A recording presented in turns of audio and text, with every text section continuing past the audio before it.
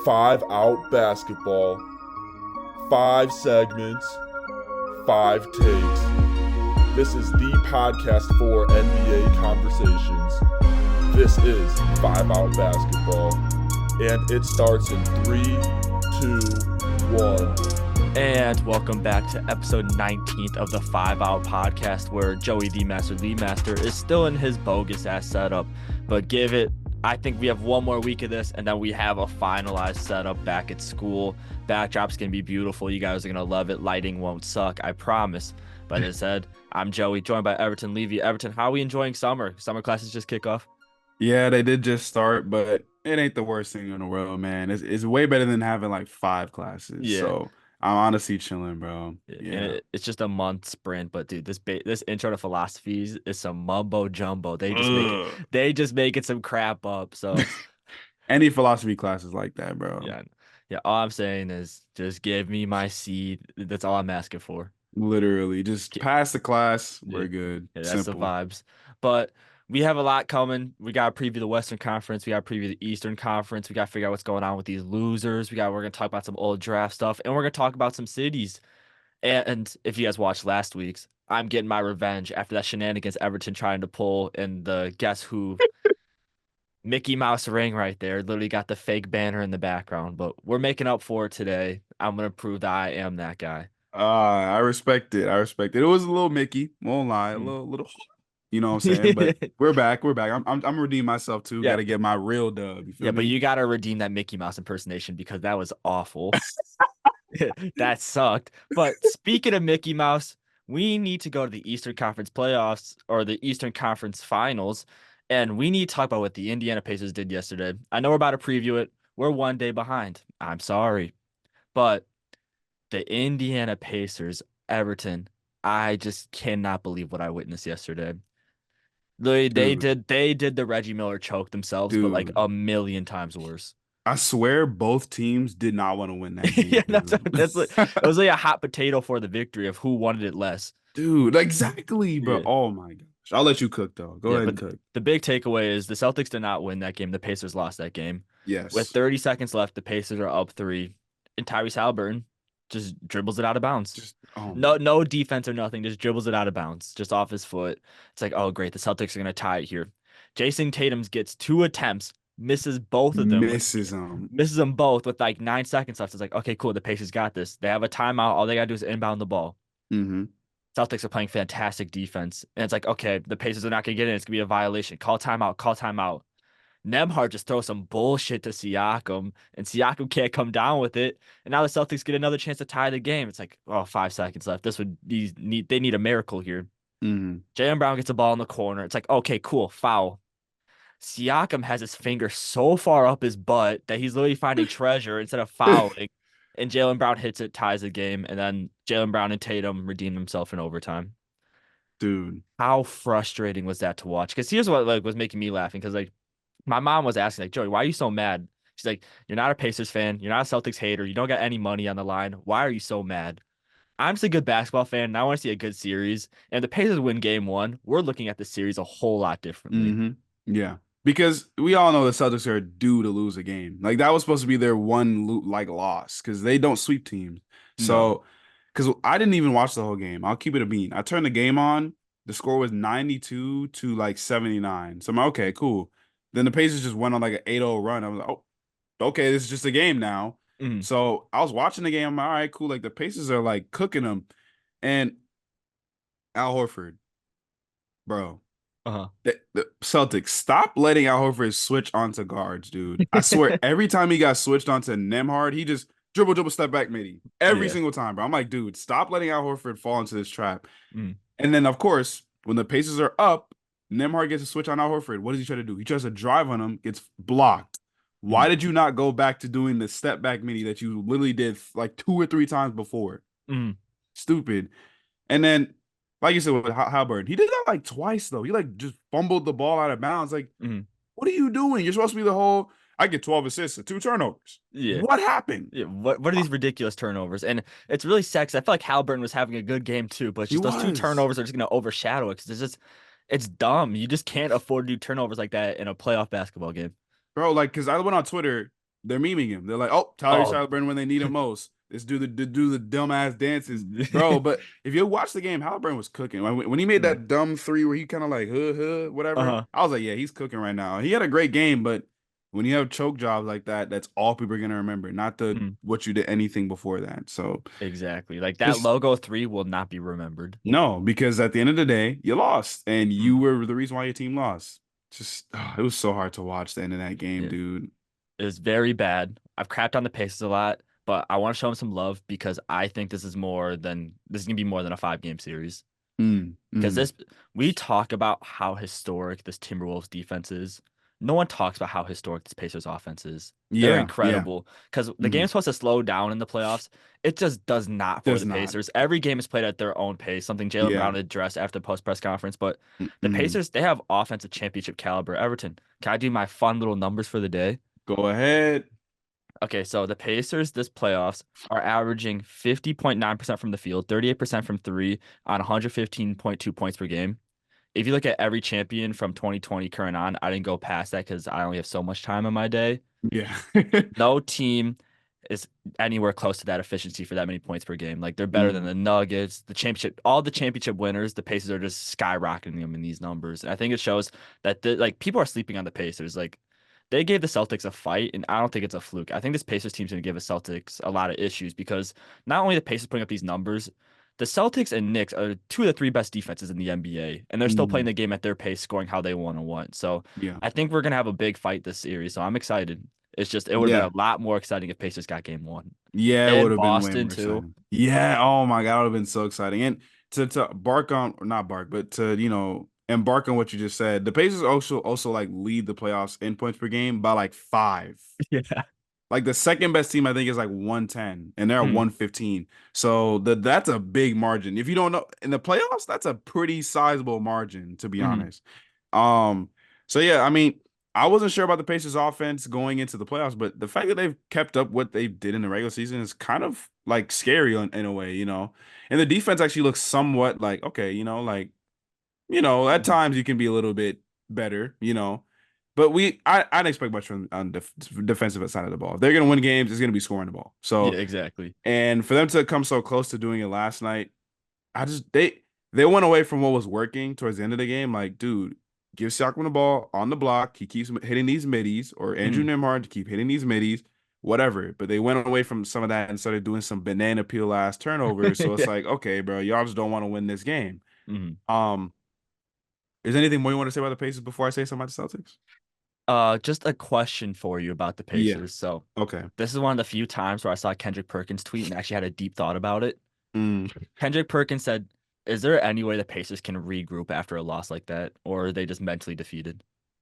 No, I think they could easily regroup. I know, like, that's not the most devastating loss. There's more devastating losses that you're like, yeah, that team's done, bro. Mhm. Like, for say, like the Nuggets when they lost Game 6 by like 50, like a loss like that, you're just like, dude, Mhm. what do we do? With the Yeah. Pacers, I feel like you take the good with the bad. Like, all right, like we came really close to winning this game. If we just fix some of those small things, we can definitely beat this Mhm. team. I feel like that's how they should look at it, more so than just, damn, bro, we were right there. Why? What happened? Like I feel Mhm. like it should make them feel like, all right, if we fix up some of these little, because the big thing was the turnovers. I feel like that was the biggest thing why they lost that game in a Mhm. way. If they could fix things like those, they could definitely feel more confident going Yeah. into like a game 2, game 3, whatever, especially on the road too. Yeah. So I yeah. think that's the biggest issue with the Pacers. Just kind of the pace they play. They turn the ball over so heavy. Like the moment Mm-hmm. that stuck out for me was I was watching Game 7 against New York, where they played fantastic. Mm-hmm. At the end of the first half, they were shooting 78% from the field, Oh which my is unheard gosh. of. 78% from the field and like 60% from three. And they were only up like 15 points.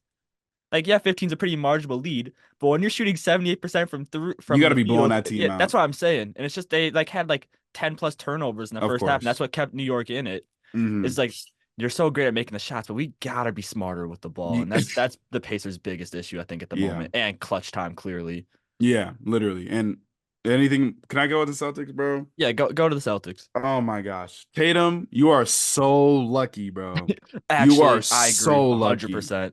Like, first off, the day this man realizes that he's 6'8", 220, oh my gosh.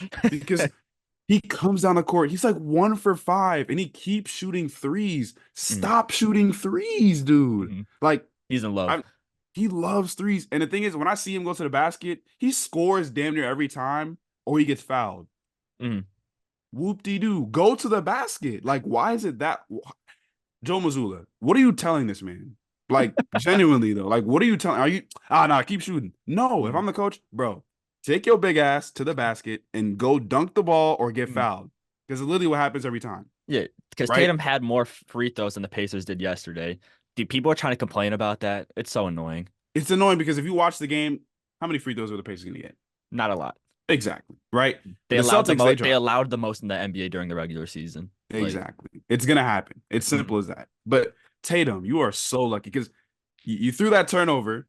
You missed 2 straight shots. Mhm. You're lucky Jaylen Brown came in and hit that 3. Because if he didn't hit that 3 and y'all lost the game, we would have been thinking about you, buddy. Like Yeah, you we. would have Mhm. been the topic of discussion. We would have been Mhm. seeing the Twitter memes.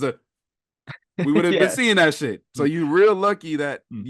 because overtime I'll give you that. You made a 3. Yeah, You he made some he free redeemed throws. himself so hard. You did, but But you didn't deserve that chance of redemption you at all. didn't. You real lucky. Mhm. Jaylen Brown came up big. Drew Holiday actually had a good game for once in the playoffs because Drew Holiday in the playoffs be kind of Mhm. whoa. Al Yeah. Horford I think he made 1 or 2 threes, Mhm. and then Derek White, he's gonna make up some big plays on the defensive side of the ball or whatever. And then you're just lucky the Pacers choked because I promise Mhm. you, bro, if y'all would have lost that game at the end of regulation, not overtime, but the regulation, y'all would have lost the game. Poor shooting, couldn't make a 3, missed 2 shots, turnovers, all of that. Like Tatum, you are lucky, bro. Yeah. Oh my, I don't even hate Tatum like that, but it Uh-huh. just pisses me off when this dude just takes the worst shots. Because even that turnaround fadeaway, I know I'm ranting right now, but like, dude, it No, is go just hard rant. to watch. When he got that rebound and did that turnaround fadeaway over Miles Turner, when they're already down 3, all I think to myself is, what is wrong with this man? Like, literally, why are you shooting Dude, I'm telling you, he watched the meanest Kobe Bryant highlight reel before the that? game. Sent him a text Literally. message. He's like, I'm gonna create the shot for you, Pookie. Like, bro, oh my gosh, like it's so hard. It sucks because like, okay, my biggest thing for me, like as a basketball fan, when I see Mhm. people who have paused a certain level of size and they just don't use it, it Mhm. irks me so much because like, Yeah. bro, you're a big dude. Why Mhm. do you not use that like size, bro? Uh-huh. And Tatum's probably the one that irks me the most because the shot selection he takes sometimes, it's like, dude, you don't have to shoot that, right? Like you don't have to take that shot. Mhm. I don't know, man. It's just annoying sometimes, bro. Yeah, I'm gonna keep the Tatum slander going just for a little bit longer because Yeah, I'm not saying this. Well, here's two things I'm gonna say about Tatum before I say the first one. yeah, My friends keep messaging me. He's like, dude, the rebounding of Jason Tatum has been so impressive this playoff series, which it has. yeah, When you're a top 5 player in the NBA, I am not paying you to rebound the damn ball. Make a yeah. clutch shot. That's why you're Yes. in. You are not top 5 for rebounding, Tatum. No. You are a star guy. That's how I'm gonna Yeah. transition into this. I don't Mhm. like think this is gonna be an official like passing of the torch or nothing. Yeah. But when it comes to this playoffs, it looks like this has been Jalen Brown's team. Yep. I ain't go. Yo, and another thing with Tatum, how many good games has he had this playoffs? I could probably count them with like half a hand. Exactly. He's had some stinkers. His Yeah, playoff numbers have not looked good at all. yeah. But You continue. know that girl who was like a surfer and she got like arm bitten off by a shark? Yeah. She could probably count those games on that hand. Literally, bro. Yeah. Because oh my gosh, it's just Yeah, it's been rocky. But Jalen Brown has survived the right hand only allegations yeah. He because has. He has. he's earned that extension. That's all I'm gonna say is Mhm. just Jalen Brown, incredible this offseason. But I Yeah. have a couple more questions for the Celtics. Yeah. Jalen Brown after the game said the pace is tiring of the Pacers, which is true. Is the Mhm. biggest worry I have with the Celtics Yeah. is when you're if this goes past like 5 or 6 games, these stars are gonna get tired. Can you really rely on the depth of the Celtics against the Indiana Pacers? Because I was watching those Luke Cornett minutes, and that was Ooh. collard greens, that was mac and cheese. They were having a buffet with that man. Yeah. Yeah. And then Al Horford, who I still think has his moments of brilliance, but he can't guard these guards. When it's big men's in the No. paint or hustling, he's great. But when they have these switches, it's used. And like Peyton Pritchard, Sam Mhm. Hauser. Do the Celtics need to worry about this, Everton? I think compared to the Pacers, low key, because I swear every time TJ McConnell touches the court, he does something good. Yeah. Like every time he gets on the court, TJ McConnell does something good. So when you have that dude coming in, when you have like Toppin doesn't start. So yeah, Toppin Yeah. coming in, either getting some dunk or hitting a three. That's Mhm. great. Like the Pacers bench isn't dog water. Like it's actually they got some guys on the bench, Mhm. solid little bench. And then if you're for the Celtics, you have a great starting five. We can Mhm. acknowledge that. Y'all have a great starting Absolutely. five. Porzingis not even playing, but y'all have a great starting five. But those Pritchard, Hauser, Kornet minutes, if they're not doing anything, and Mhm. you really have to rely on your starting five the whole game, look, You can't do that against the Pacers. Simple as you that. can't. You can't. Like Drew Holiday had a great game yesterday. Name another good Drew Holiday game this playoffs. Mhm. No, you can't. Tatum, kind of the same thing, right? Jalen Brown, hey, you and Derek White, y'all got it. Mhm. Y'all been doing your thing. Can't even argue with that. Al Horford, look, good in the paint. If you get switched on a guard, barbecue chicken. You Yeah. know, so for the Celtics, those bench dudes have to do at least something. They can't come in the game And be and literally just be liabilities. cones. They can't be Yeah. cones. They have to do something. Because Hauser, his whole thing, 3-point shooting. Because if he's not making threes, he's not Mhm. doing anything else. Mhm. Realistically, though, right? Peyton Pritchard, they always call him like, I don't know, like white Kyrie sometimes because he has like his bag or whatever. But if he's not doing anything, what is he in the game for? Mhm. Right? And then Cornette. I'm not gonna hate Luke Cornette because like how can you really hate on Luke Cornette? But like again, he's a big body, but if he's not really doing anything, who else are you gonna play? That's the thing. Like, who Mhm. else are you gonna play past those three dudes? Because it's playoffs. 8-man rotation is like the way to go. Who do you play past those three dudes? I don't know. Hope Romeo Langford's up from the G League. I don't like. What do you do? There's And it's just nothing. and like the starters, like they're gonna play great. They're going to get tired because Yep. we've seen it throughout the whole playoffs. The Pacers are going to play at their pace. Mm-hmm. And so it's gonna catch up with these legs, especially later on in the series. These Yeah. bench guys need to bail out these starters. And Yep. after game one, I'm not confident that they can. No. Neither am I. Neither am I, bro. Yeah, with that being said, I'm going Celtics in six. That's exactly what I put as Yeah. well. Yeah. Yeah. But if the Pacers would have won game one like they should have, this would have easily been a 7-game series. Yeah, that would be more this topic. The thing is, right? Realistically, the Celtics should beat them in five, right? And I Mm, won't even say that's not a possibility. But the reason why the Celtics, they're one of the most weird teams to like preview because like on paper, this team should damn near sweep everybody until the finals, realistically. But mm, because it's the Celtics and they always find a way to just lose a game or make games closer than they need to be. The Pacers are not the team to do that. I know they can't close apparently, but they play their offense is so high power, bro. You don't mm, want to get into too many close games with them because after a certain point, they're gonna just start making a bunch of shots and you're gonna mm. lose the game. So I think that the Celtics should win in five. Realistically, they should win in five, but because of who they are and the Pacers as well, six is probably the way to go. Yeah, that's what I'm banking on. I feel confident in that. Tyrese Halliburton, you're going to be a star in the making, though. This like what's crazy to me is like you can argue Indiana's doing this. Like, I mean, okay, I was about to say a second. I forgot Siakam's there. They're doing this Mhm. without their third best scoring. Benedict Mathurin's been out for like majority of the season. Could you Pretty imagine how much. different we look at this Pacers team if he was here as well?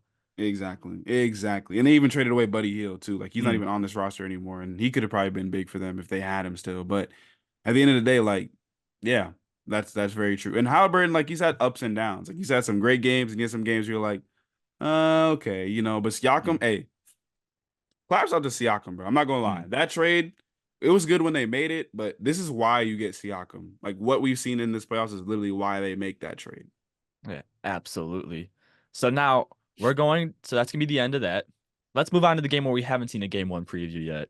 Yeah. We got the Dallas Mavericks and we got the Minnesota Timberwolves. Who would have thought the Denver Nuggets wouldn't be here? Oh man, it's still crazy to think so, man. I Yeah. mean, And whew. who else isn't here? Okay.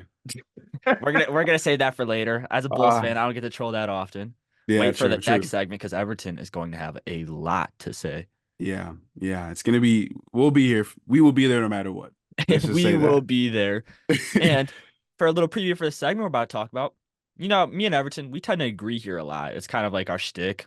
Yeah, But we do have different opinions on the series. I know that. Everton, who are you rolling with and why? I'm rolling with the Timberwolves. So okay, Don't say games yet, just say winner, by the way. just winner, Timberwolves.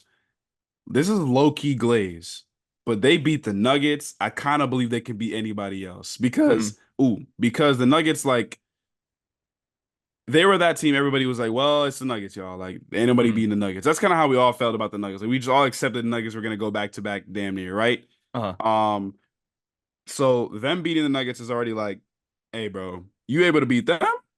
You got it." But they have the personnel to handle the Mavericks. Like, I'm not gonna bring a regular season, but the Timberwolves did beat the Mavs three games to one in the regular season, but that literally doesn't matter. Um, but the defense, the Timberwolves defense has proven to be what we expected it to be. I know they have the number one defense in the regular season, and we're like, oh, okay, what's it gonna do in the playoffs? No, it's been even better in the playoffs. So they have the personnel to match up well with the Mavericks, right? Because you know they were able to take Jamal Murray out of games for pretty much that whole series. I know that game seven, he was going crazy, but literally every other game in the series, it felt like Jamal Murray was legit in hell, right? And obviously the Mavericks have Luka and Kyrie, but the Timberwolves have the switch ability to handle that. Like, obviously, you're not going to just fully lock up those two dudes because at the end of the day, it's Luka and Kyrie. But Anthony Edwards, Jaden McDaniels, Nikhil Alexander Walker, to a lesser degree, Mike Conley, but he's not the worst defender in the world. They have the defensive personnel to put up wings on those guards. And then even the role players, because I'm not going to spoil it too much, but OKC kind of lost to role players in a way, right? They also have the personnel to handle some of them role players because obviously I named four people. That doesn't mean all four of them are going to be guarding Luka and Kyrie. So who's going to guard those role players? Other people will. And Cat, hey, flowers to you. You're not the worst defender anymore. You used to be really bad. You actually are competent now. And if he can do some things too, cool. And then when it comes to the bigs for the Mavs, like Lively and Gafford, the Timberwolves can handle that. I think so because those dudes are mainly paint guys. Rudy Gobert, DPOY for a reason, right? So, and then the bench stuff, Nas Reed. I mean, come on, you know.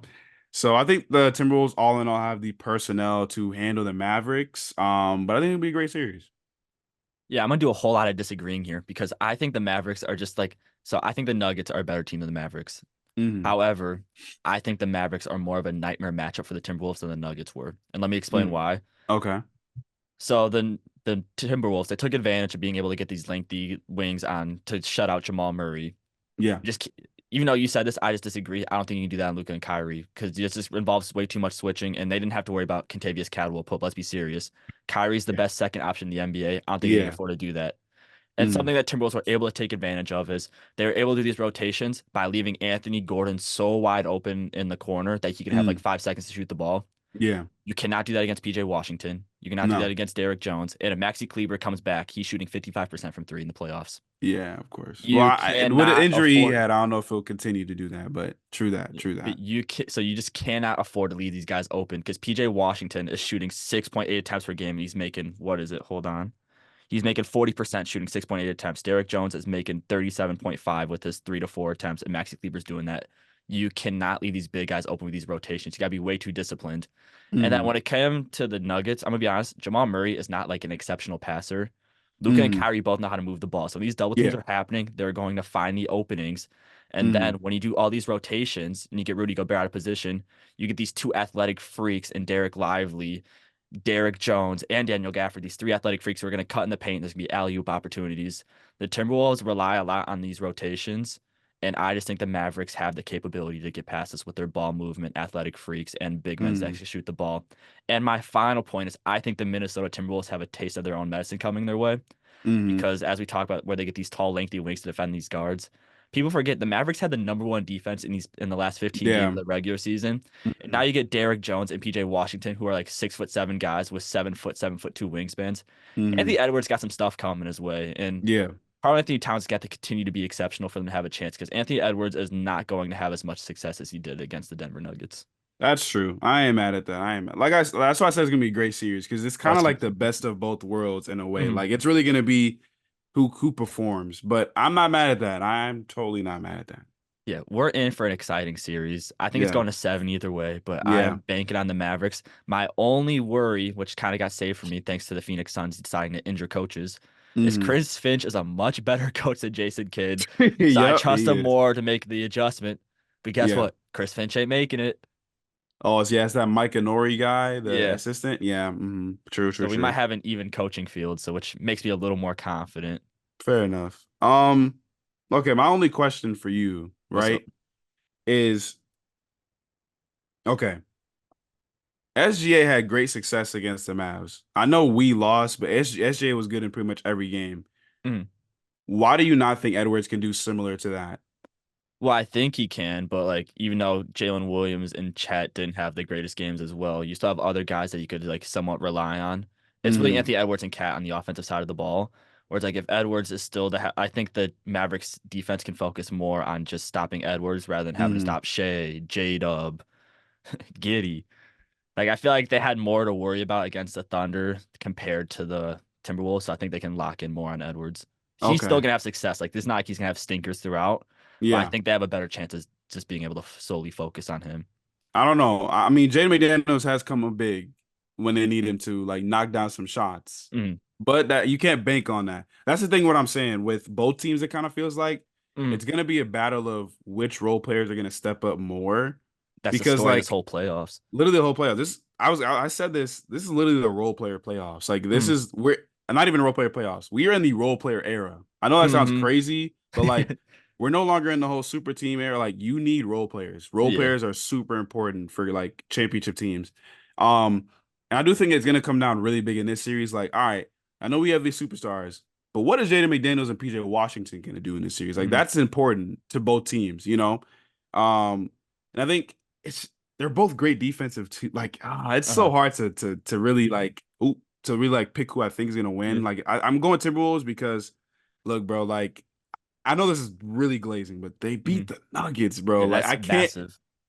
I can't act like they didn't just beat the Nuggets, you know? Mm, And in some of those games, they wiped the floor with the Nuggets. Like they blew them yeah. out in like 3 games, it felt like. I think was it Mm, 3 games? yeah. Um, so for them to be able to contain the Nuggets like that, I do feel like they could do not the exact same, but they could kind of do the same to the Mavericks. But the only Mm. thing is, Luke is a guard, right? Exactly. With I think that's Jokic, huge. that's huge, right? Jokic is a center, and it's still Jokic. You're not really gonna do too much with that. But with Mm, Luca, he's a guard, so there's a little difference there because his passing. I mean, I'd say Jokic is a better passer, but Luke is literally just probably like two, you know? mm, And then like he's a better shooter, blah, blah, blah. And sometimes, Luke is just gonna make them dumb shots that it's just like, all right, bro, that's just mm, that Luka shit. But um and he hasn't had a great playoffs either. Honestly, he's had some ups and some downs in this playoffs. He was a little bit mm. better against OKC, but he has some ups and some downs. I And agree. then, Kyrie, I know he hasn't had great games, but if you watch him on the defensive side of the ball, whoa. Mm, Low-key playing defense. I won't even mm. lie. Low-key playing defense. So I don't know. It's all about like the role players, man. I just feel like the stars are gonna either do good or bad, but the role players are the biggest X factors in this series. Yeah, So I know these TV companies are so pissed. They used to like, oh oh, we man. can build our program around LeBron. We can build it around Curry, Jordan. It's like we're building around Nas Reed. Yeah, no, Literally, bro. no wonder TNT didn't get into a bidding war. Oh, don't even remind me, bro. Yeah, Oh my God, dude. we get one more year. One more year. One more, man. But before we move on, I do want to say something. Mhm. Why does everybody hate the Nuggets? Oh, I was actually gonna do a little bit of hating. Not too much Okay. hating, but Uh-huh. I just feel like as a media, I feel like we glazed them a little too hard. They were Mm. fantastic, but Yeah. we treated them like they're the New England Patriots, like they won like 4 or 5 championships. Yeah. They They won won one. one. That's what I'm saying. But it's really the media's fault why Yeah, people that's hate like them. oh, that's also true. Yeah. But yeah, I Because think like, oh, go again, ahead. they're fantastic, but I feel like we just overhyped them a little too much. Like, oh my God, they beat the Denver Nuggets. They beat a one-time champion. Like, if you really think about it, like Jokic is Yeah. amazing, don't get me wrong. Yeah, But yeah, this yeah. wasn't like some 1990s Bulls super team they just managed to knock out. Like, let's Mm, like I feel like we should have calmed down a little bit. I'm yeah. guilty of it. I'm not gonna lie. I was Me too. completely Me on the too. Nuggets train. Yeah, me too. Me too. Yeah, I can't lie. I'm a part of it. Yeah. But like, and I've been asking my friends this like a lot. Like, why do y'all hate the Nuggets or why do you hate Jokic? Because it really like now that I think about it, I'm like, what could you really hate about them? Like, Mhm. this is a team that struggled with injuries for like 2 years, so they couldn't really compete. They finally get healthy. They win a championship. Cool. And all the players they got, they pretty much drafted, except trading for Aaron Gordon. But like that's not like Mhm. a big trade. It ended up being a bigger trade when he got better, but relatively a regular trade, right? Yeah. Jokic is a pretty likable super. I know people are xenophobic, clearly, Uh-huh. but I don't see any reason to hate Jokic. Like, I know people think he doesn't care about basketball. Newsflash, he cares about basketball. They said the same thing about Anthony Edwards. He Anything to tear down literally, these stars. you can't okay. I know he doesn't. Here's what it is. People don't understand him. He doesn't care for the extra stuff, like the fame and all that. He doesn't care about it. He just cares about winning basketball games. Yeah. That's all he cares about. He don't care about nothing else. That's why he says, I don't care about all that. He doesn't. But I've been seeing a lot. You know what it is, though? It's some Lakers fans, bro. Yeah. Simple as that. It's some Lakers fans. They're so salty, bro. Could you imagine like Tim Duncan in 2024, bro? Oh my, it'd be the same thing. Exactly. Literally the same thing. So don't hate on y'all hate on the Nuggets too much. We probably just glazed them more than we should have. We treated them like they were like, I don't know, Man City or like Real Madrid or something, but they just won one chip. We needed to slow down. That's really what it was. We needed to slow down. And I'm gonna prepare myself to slow down on that a little bit. Yeah. So I'm going to get back to wrap up the Western Conference Finals real quick. I'm going Mavericks in 7. And I'm going Timberwolves in 7. Let's see who is the superior podcaster. We'll find out in a couple weeks. I know. Yeah, this is the legacy drive. Legacy right here, bro. Yeah. So that's it for the Western Conference Finals. Please let us know in the comments who you have winning and why. Love reading your guys' comments. We've been getting a lot more activity recently. Greatly appreciate it. Thank you. Love you guys. Back to negative vibes because we're about to transition to a new segment, but I forgot I had a rant planned for that. So I just got to get my rant in real quick. This won't be on a YouTube video or nothing. This will just be in the podcast because I hate being a Chicago Bulls fan, and that's why I hate watching Mavericks. I'm going to shut up. I already sent this to Everton just to rant. I was bitching one day, and I was like, Everton, I need to talk to somebody. I can't keep this in my mind anymore. The Chicago Bulls just simply cannot recognize or develop talent for the life of them. And it hurts watching these Mavericks games because I love Derek Jones and I love Daniel Gafford. And the Bulls, like, they're not good enough. We need to move on. Thomas Satoransky can be better than Daniel Gafford. What a stupid sentence. So just going to read off this quick list for you guys, and then we'll move on to the normal segment.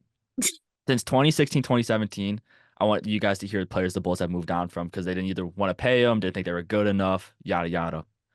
2016, 17, just this Jimmy Butler guy, you know, like we had some playoff success, but he can't ever be a star that leads his team to a championship, let alone twice. But hey, 2017, 2018, nothing bad really happens. That's a win. At 18, 19, we move on from Bobby Portis because, you know, like, oh, some guy called him the N-word and he punched him in the face. How can we keep that on our team? Now he's podcasting, so I guess it worked out for the best. Nah, in all seriousness, Bobby Portis, one of the elite role player, no questions asked. And then you go to next season, there's this random guy, he only plays 2 games. His name is Max Strus. Like, oh yeah, get this white boy from DePaul off my team. You can't develop it to an elite 3-point shooter that can help win games. Surely not. No. And then in 2020, 2021, Lauri Markkanen, Daniel Gafford, and Wendell Carter Jr. are all not considered good enough and are traded away. One of them happens to become an all-star. One of them is an elite role player for a team that might make a championship. And Wendell Carter Jr. has his ups and downs, but he's proven that he's an NBA caliber player. Nothing happens in 21-22, thankfully. But then 22-23, Derek Jones Jr. is like, oh, you can only play 12, 14 minutes a game, bro. You may have an elite wingspan, some height, and some athleticism. We can't switch you on to guards or anything. You're a cone. So now I wonder, what's next? This offseason, Patrick Williams has not performed up to standards, and Andre Drummond's a free agent. Surely one of these guys can't leave and just start hooping. Watch Patrick Williams become Kawhi. I know that's a thing. He has not shown it at all, but it's going to happen because the Bulls cannot develop players, and I'm sick of it. Watching it, like I have a love-hate relationship watching the Mavericks because I see these 2 guys I loved, and then it just continues to happen. I don't know what the issue is because the Bulls clearly can bring in talent, like they draft right, but they either move on from too soon or they just can't develop them. And honestly, I'm sick, and I just need to get that off my chest. Quick little event. I'm not mad at you. Hey, go ahead and rant, bro. I respect it.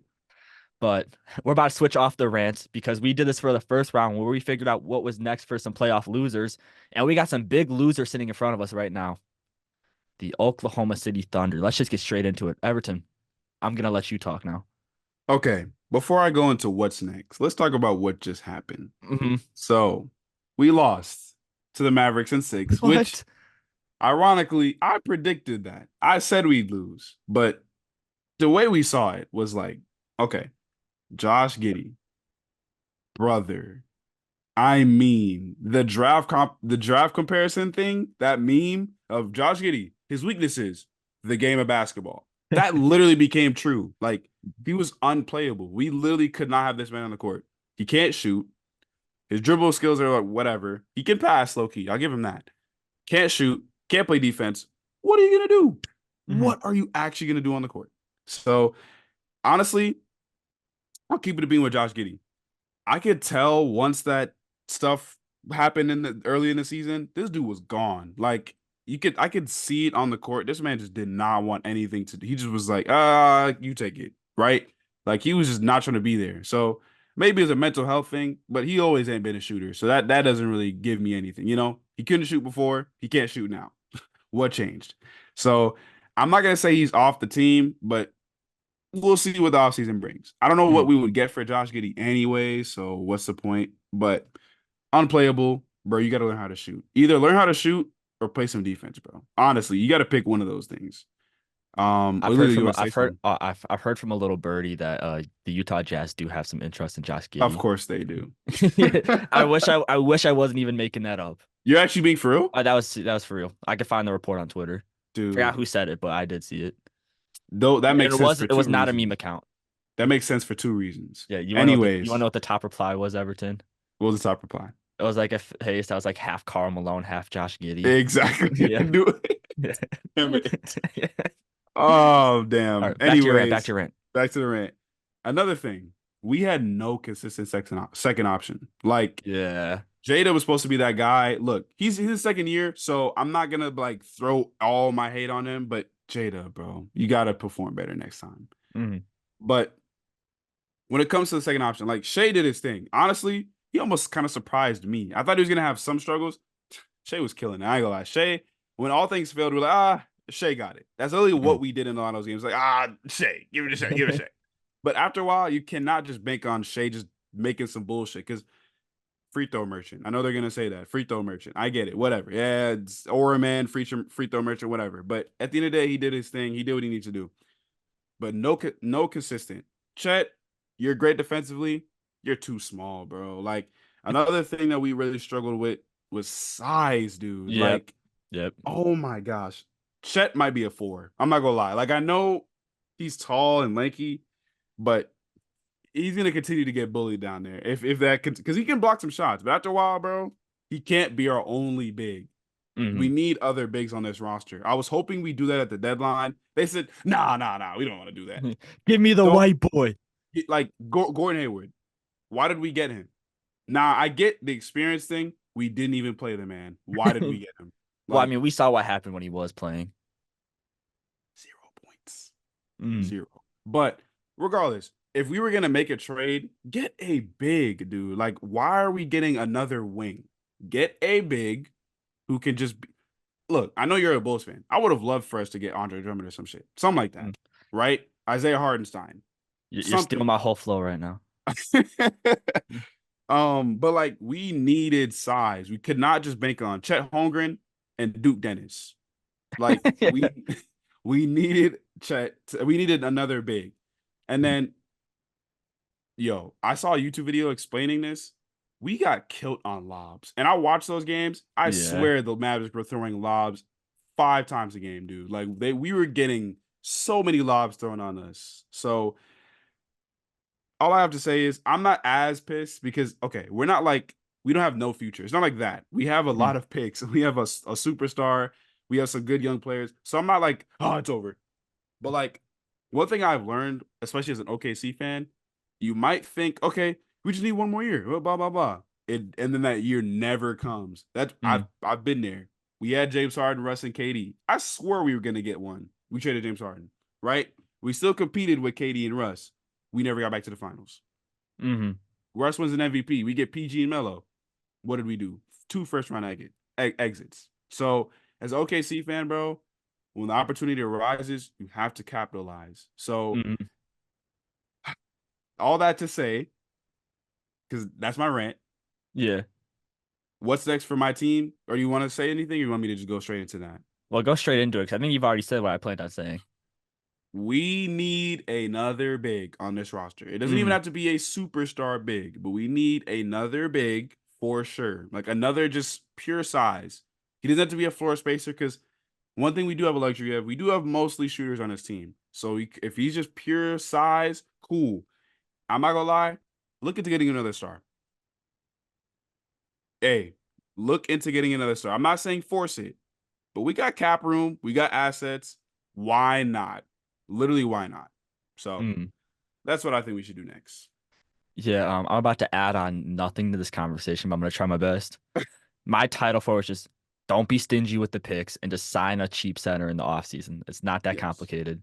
You have all Simple. the picks in the world. Just trade Josh Giddey, another one of these young guys that you don't play, and these picks for Laurie Markkinen. It's as simple as that. So then Thank you. yeah, him and J Dub can alternate being who's the second guy on the night because J Dub, he has a potential to be. It just is not here yet, which is fine. Mhm. Alternate that. And then I decided to sign either Drummond, Mo Wagner. I think Hartenstein's going back to New York, or even Mhm. Valanciunas. I think Valanciunas would be a great That's not a backup bad center. one You can even either. start him sometimes. Yeah. And the Thunder, they're gonna have cap room as well. Don't be stingy. There's no point in being stingy this offseason. This team No. has shown they're ready to compete. And as Everton said, they were always 1 year away. You cannot make that same mistake. It's like, oh, just give these guys one more year. It will come back to bite you. Yes. Yes. It will. I promise you, I've seen it happen before. It will always come back to bite you, and you'll look back and say, damn, why didn't we do this? So Yeah. don't make that mistake, please. Mhm. So let's move on to the. I mean, do you have any more to say about the Thunder? No, I think I've said all I wanted to say. I'm not, like I said, I'm not completely pissed because if they play our cards right, we'll be straight, but just gotta Mhm. wait and see. All right. Well, then I'm going to let's move on to the other team in the West, the Denver Nuggets, Mm, supposed superior team, can't lose a single game, mm, lost in seven to the Timberwolves, yeah. and we saw some flaws. Mm, Like, they're still a great team, but the holes were there and it was noticeable. yeah. So that's why this offseason, I think the Nuggets need to find a stretch four. Mm, They need to find someone who can be a playmaker off the bench and a hmm. potential KCP replacement because he might be due for payday. It might not come back because the Nuggets cannot afford it. No. Yeah. Yeah. You want to elaborate before I say anything? I mean, I didn't really have any specific names, but I'll just like kind of say about it. Do not Yeah. be fooled by what Aaron Gordon's 3-point percentage was. It was No. over 50%. He was taking one a game. Yeah. No. And No. there was a reason the Timberwolves were leaving him wide open. They're literally like pandemic like spacing. That's how like open they were leaving Aaron Gordon, like with the Yeah. mask on and everything. Hmm. He's not hitting the shots, No. and just the Timberwolves are able to feast on that and be able to switch on all these guys who are more legit scorers. You need Yeah. to have a guy off the bench that can space the floor, or else they're going to eat you guys up like that. And then playmaking, yeah, you have Jokic. These guards were not making any plays, and they were getting killed with presses, making dumb passes, and all that. You need to bring in a guy for like when things getting cloggy and just be more than Jokic because Jokic can't play the 1 through 5. You need another guy who can also No. move the ball around. Yeah. Yeah, I agree wholeheartedly all that. Yeah, Jamal Murray. Can we talk about Jamal Murray, bro? yeah, dude. Playoff Dude. riser that did not rise. Exactly. Literally straight like that. That's your Yeah. whole thing. Your Mm, whole thing is, hey, I know I don't really try in the regular season, but in the playoffs, that's me. yeah. I know he's a little injured, so I'm not gonna do too much. But dude, Jamal Murray, you gotta perform a little better next time if you want your team to go far. But for me, I just put they just needed a little like retool and some more depth because I don't think they need to like completely revamp the whole Not at roster. all. Like you have your core four, you know what I'm saying? Keep those four for sure. Yeah. And then, like you said, I think they need a stretch big, Mm, right? And then a playmaker for sure. Because sometimes when Jokic is off that court, it gets kind of weird. I'm not it gonna lie. does. Oh, it does. So, and that's why like guys like Bruce Brown was I integral, was Jeff just gonna say I Green, was just gonna bring him up. right? And he's a free agent this summer, so Mm, maybe homecoming. I don't know. yeah. But yeah, I feel like go after guys like that. I know I bring him up all the time, and I'm kind of a Tyus Jones merchant, but dude, Yeah. Tyus Jones is just like my favorite backup point guard. I'm not gonna lie, I just love Tyus Jones as a backup point guard. So shoot, go after Tyus Jones, bro. I don't know, Yeah. but no, get and yes, a KCP replacement is integral as well. Like you Yeah. need a 3-and-D 2 Mm, because KCP. Look, I know sometimes he's kind of KCP, but yeah. defense is always going to be there. And if he's making his threes, it's just kind of a plus, you Mm, know? So for the Nuggets, I don't think they need to do a whole revamp like some teams might need to do. But I think for them, it's just make the small moves, get yeah. the like decent role players that can really help you long term, long run, like in Yeah. a playoff run. Mm, So that's really about it. Take this long off season because y'all had the shortest off season last year. So take this long off season, rest your guys, get them ready for the next season, Mhm. and do what you did last year. Kind of simple. Yeah. Not the craziest thing in the world. I'm gonna say it just like this. Let's say they bring in Tyus Jones, they bring in Bruce Brown, and someone maybe the likes of Dorian Finney-Smith or something like that, and they'll be Yeah. back. They'll be back better Yeah. than ever. It's as Exactly. simple as that. You don't go batshit crazy now and be like, No. oh, we gotta get rid of Michael Porter Jr. He Yeah. stunk the bed. Like, no, don't pull a Lakers and win a championship and think you need to just do something else. No, Mm. it's okay. You just need to play your cards right. That's all you got to do. That's all you got to do. So you wanna know who can't do that? Who can't do that? The Cleveland Cavaliers. Yes. This is the Yes, they exact opposite of the Denver Nuggets, and literally. they need to blow it up. But me Yeah. and Everton disagreed on something earlier, and I'm still standing on it. I think they're gonna Mhm. keep Donovan Mitchell. So I think You they think they're move gonna on. keep him? I think I move on from Garland and Allen because I saw an interesting report on Twitter. Mm-hmm. Apparently, Darius Garland has more trade interest than Trae Young does. And if that's the case, you bank on that any day of the week. And if you can, I just think it's so hard because like the Cavaliers, they're not trying to go into a full on tank. They still want to move Mm-hmm. on from these options to still compete.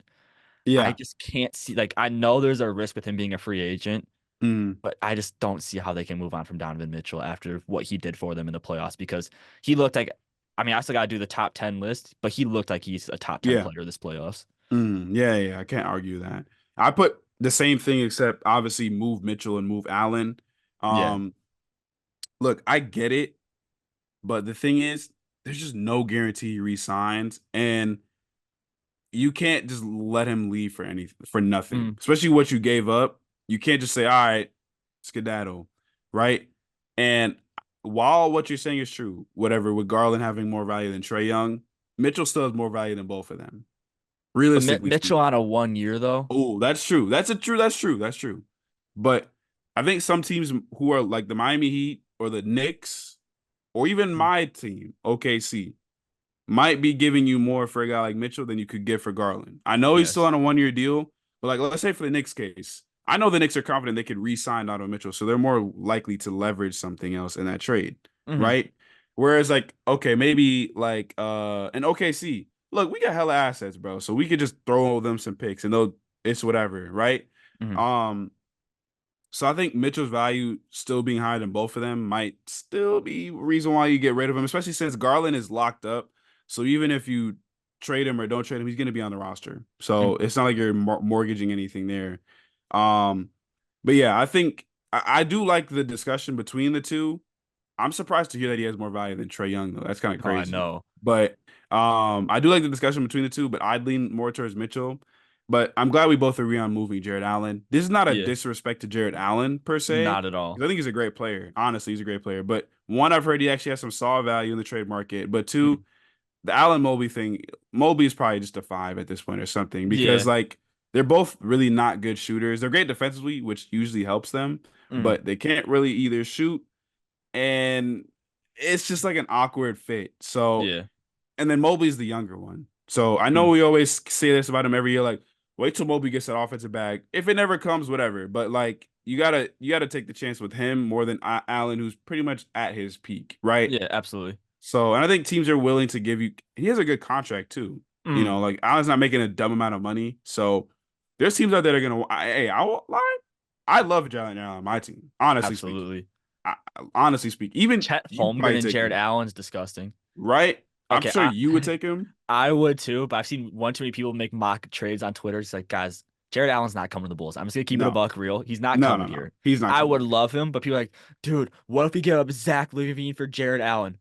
Why the fuck would the Cavs do that? Like, No, can we please be hell no, serious? no, no, So no, it's like, I'm no. just saying it's not gonna happen. If it did happen, like I'd lay on my bed kicking my feet up. I'd be so excited. It's I just think a team it's like not going to Orlando, happen. Orlando Yeah. should shoot for I've Jared been trying to Allen. manifest that. When we do our Yeah. trade video in the off season, like 5, 10 trades we need to see, Hmm. that will be brought up. That That same exact yeah. trade's going to be made. So I won't say too much then, but that's something to look out for. But Mhm. all in all, the Cavs need a lid.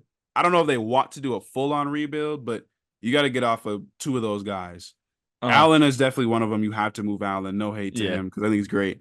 But pick between one of them guards, and I think Garland. I'm not Garland. I think Mitchell has to be the one just because he's the one that's a free agent. So you kind of Mhm. have to make that move. And a lot of teams are going to be calling you about Donovan Mitchell. You Yeah. know, like you're gonna get a bunch of phone calls about him. So that's what I think they should do. Yeah. And there's gonna be one more person getting a lot of phone calls. That's gonna be JB. Unemployment's calling. You're not going to be here next year. So the Cavs also got to figure out what coaching is because there's Yeah. no chance at HE double hockey sticks. They will be running it back with him. JB Bickerstaff, man. Yeah. Man. I'm telling you, them Indeed emails are going to be hitting. They'll call you. They'll email you 4 or 5 times a day. I'll tell them Yeah. I got an internship, and they'll still email me.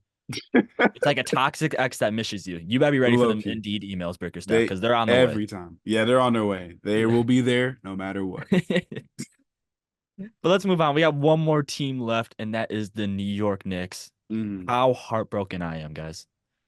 I've been trying to say this was going to be the team, but some things didn't work out in their favor. Injuries, really. Injury galore. Yeah. And it hurts because this is supposed to be the team that's going to make me look like a genius. And it got me shaded on Twitter. Really? Oh. My own boss at the radio station said, I should have known the Knicks were over once Joey started hyping them up. Steve, I did see that. what the hell? So unnecessary. So it was a hard loss for me. And I'm going to New York this weekend. And I was really hoping to watch. I was that really would have hoping. been Yeah. You guys said, like, me and my parents, we were planning on going to a Knicks playoff game. damn. That'd have been cinema, bro. So this loss hurt. Yeah. Like, everybody on this podcast knows I was the New York Knicks dick rider the whole season. I think they're awesome. And they still are awesome. There's 2 takeaways I have. Yeah. I think they're relatively obvious. The first one, go get a second score. Go get a second guy. Mm-hmm. It could be whoever you want. It's just like Alec Burks was like your second leading scorer in Game 7 in 2024. Are we serious? So that needs to be addressed ASAP. Yeah. I think Dante's the perfect 3 guy. I don't want Dante to be my second scorer. No. You have assets. You kept all your picks. I'll get a second guy. Mm-hmm. And the second one, Tibbs needs to just wake up. Yeah, let's just say how it is. People are saying fire Tibbs. Calm down. No. Tibbs is an incredible coach. But when it's game 32 in the regular season, you guys can't be playing 40+ minutes. No. You got to showcase off the bench because it's coming up to bite you in the ass. And it's done in your whole career. Yeah. And like some of these injuries are just freak injuries. They just happen. But wear and tear is a real thing. And half the Knicks injuries were on that. So if Tibbs wants to compete, trust your bench just a little bit. Yeah, because they have a decent bench. Exactly. It's just injuries started depleting it. But yeah, this team, they're going to run it back. Go crazy, get a second guy, but don't move on from too much. And please trade Julius Randle. Please let Julius Randle be the one to go. So I literally just put down, you need to enter the D-Mitch sweepstakes. I'm not gonna lie. 100%. I think because one, he's already shown a lot of interest in wanting to be a New York Knick. So I'm sure and the Knicks are like a team people should actually want to play for now. Like I know 2-3 years ago or whatever, like Knicks. What? But now it's like Knicks. Okay. Right. So excuse me. Enter in that D-Mitch sweepstakes, please. Because look, I think Julius Randle, you could trade him because the Cavs might use him as a flip, whatever. Right. They have a lot of picks. They have a Pistons pick, which, hey, Pistons picks got some value to them. At least gonna be 5th, right? Oh, come on. My fault. Low blow. But they got a Pistons pick. They have a lot of their picks. They have assets. Like compared to like the Heat have like, right? But the Knicks have assets. Use those picks. Use a Julius Randle. Might even have to throw another young guy in there, but it's okay. Yeah. But if you can keep like an OG, a Brunson, like a Dante and a Hart, and even like Bogdan or whatever, like if you can keep some of those guys, most of those guys, and add Donovan Mitchell, I mean, you're right back. You're right back. Literally, you're right more back. than back. You're more than you're a contender easily. Yeah. Especially in the East too. Like outside of Boston, Milwaukee. Hey, Indiana, come on now. It's time to show them their flowers. I will show them some love because Indiana could be up there too. And you know what? Philly play their cards right. Philly could be too. But I don't trust Philly. Not at all. Not at all. But for the Knicks, enter in that D-Mitch sweepstakes. And I like that Tibbs take too. Tibbs, bro, you gotta calm down. You have to. You are a great coach. I know people say like least want to play for, like that was the whole thing, which I understand. Do I really want to play 39 minutes every single game? No, I don't. You think you're just playing? You think you're just playing 39 minutes? Exactly. Right. God forbid I'm a 3-and-D player. Yeah. Like I'm playing the whole game. Right. Exactly. He can't keep doing that because that's literally why these dudes get injured. you gotta let these dudes rest them. You ain't gotta rest them a whole game, but like Mm, you gotta pull your punches sometimes, dude. Like it wear and tear, like you said, it's a thing, bro. You have mm. to know when to hold them and when to fold them, bro. Simple as that. Beautifully put. Thank you, Everton. Anything else you want to add on to that before we move on? No, I think that's pretty much all I wanted to All say. right. So that is what's next. Tell us in the comments what you think should be next. Who's are any of these teams finished? Let us know. But Everton, I'm gonna have you preview the next segment because my fire alarm went off and it smells like shit outside. So I gotta see what's Okay. going on. I gotta see what's going on downstairs real quick. So just preview what's up and then I'll be here. Okay. So I know we just talked about like what's next for these eliminated teams, but now let's move on to something that's a bit more current. What would a championship mean for these teams? Obviously, we're in the conference finals now, so there's 4 teams left. We have the Minnesota Timberwolves, Dallas Mavericks, Boston Celtics, and Indiana Pacers. So obviously, a big talking point has been parity. We've had a new champion every year since about 2019. So that's 6 years of new champions, all that. Um, which is great because this is pretty much the most parity the NBA has had in a long time.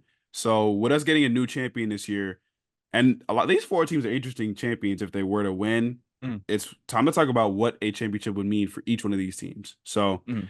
um I'll start with let's start it from the West, right? Oh, timeout. Okay. I actually want to start off with the era of the NBA we're in now The era and okay. because I think this championship is going to change how we view the NBA and how we gotta Mm, start respecting these young guys. yeah. Facts. This is You look at each team star player, yeah. their average age is 24.25. And These are all these young guys are gonna stars. they're gonna lead their team to a championship.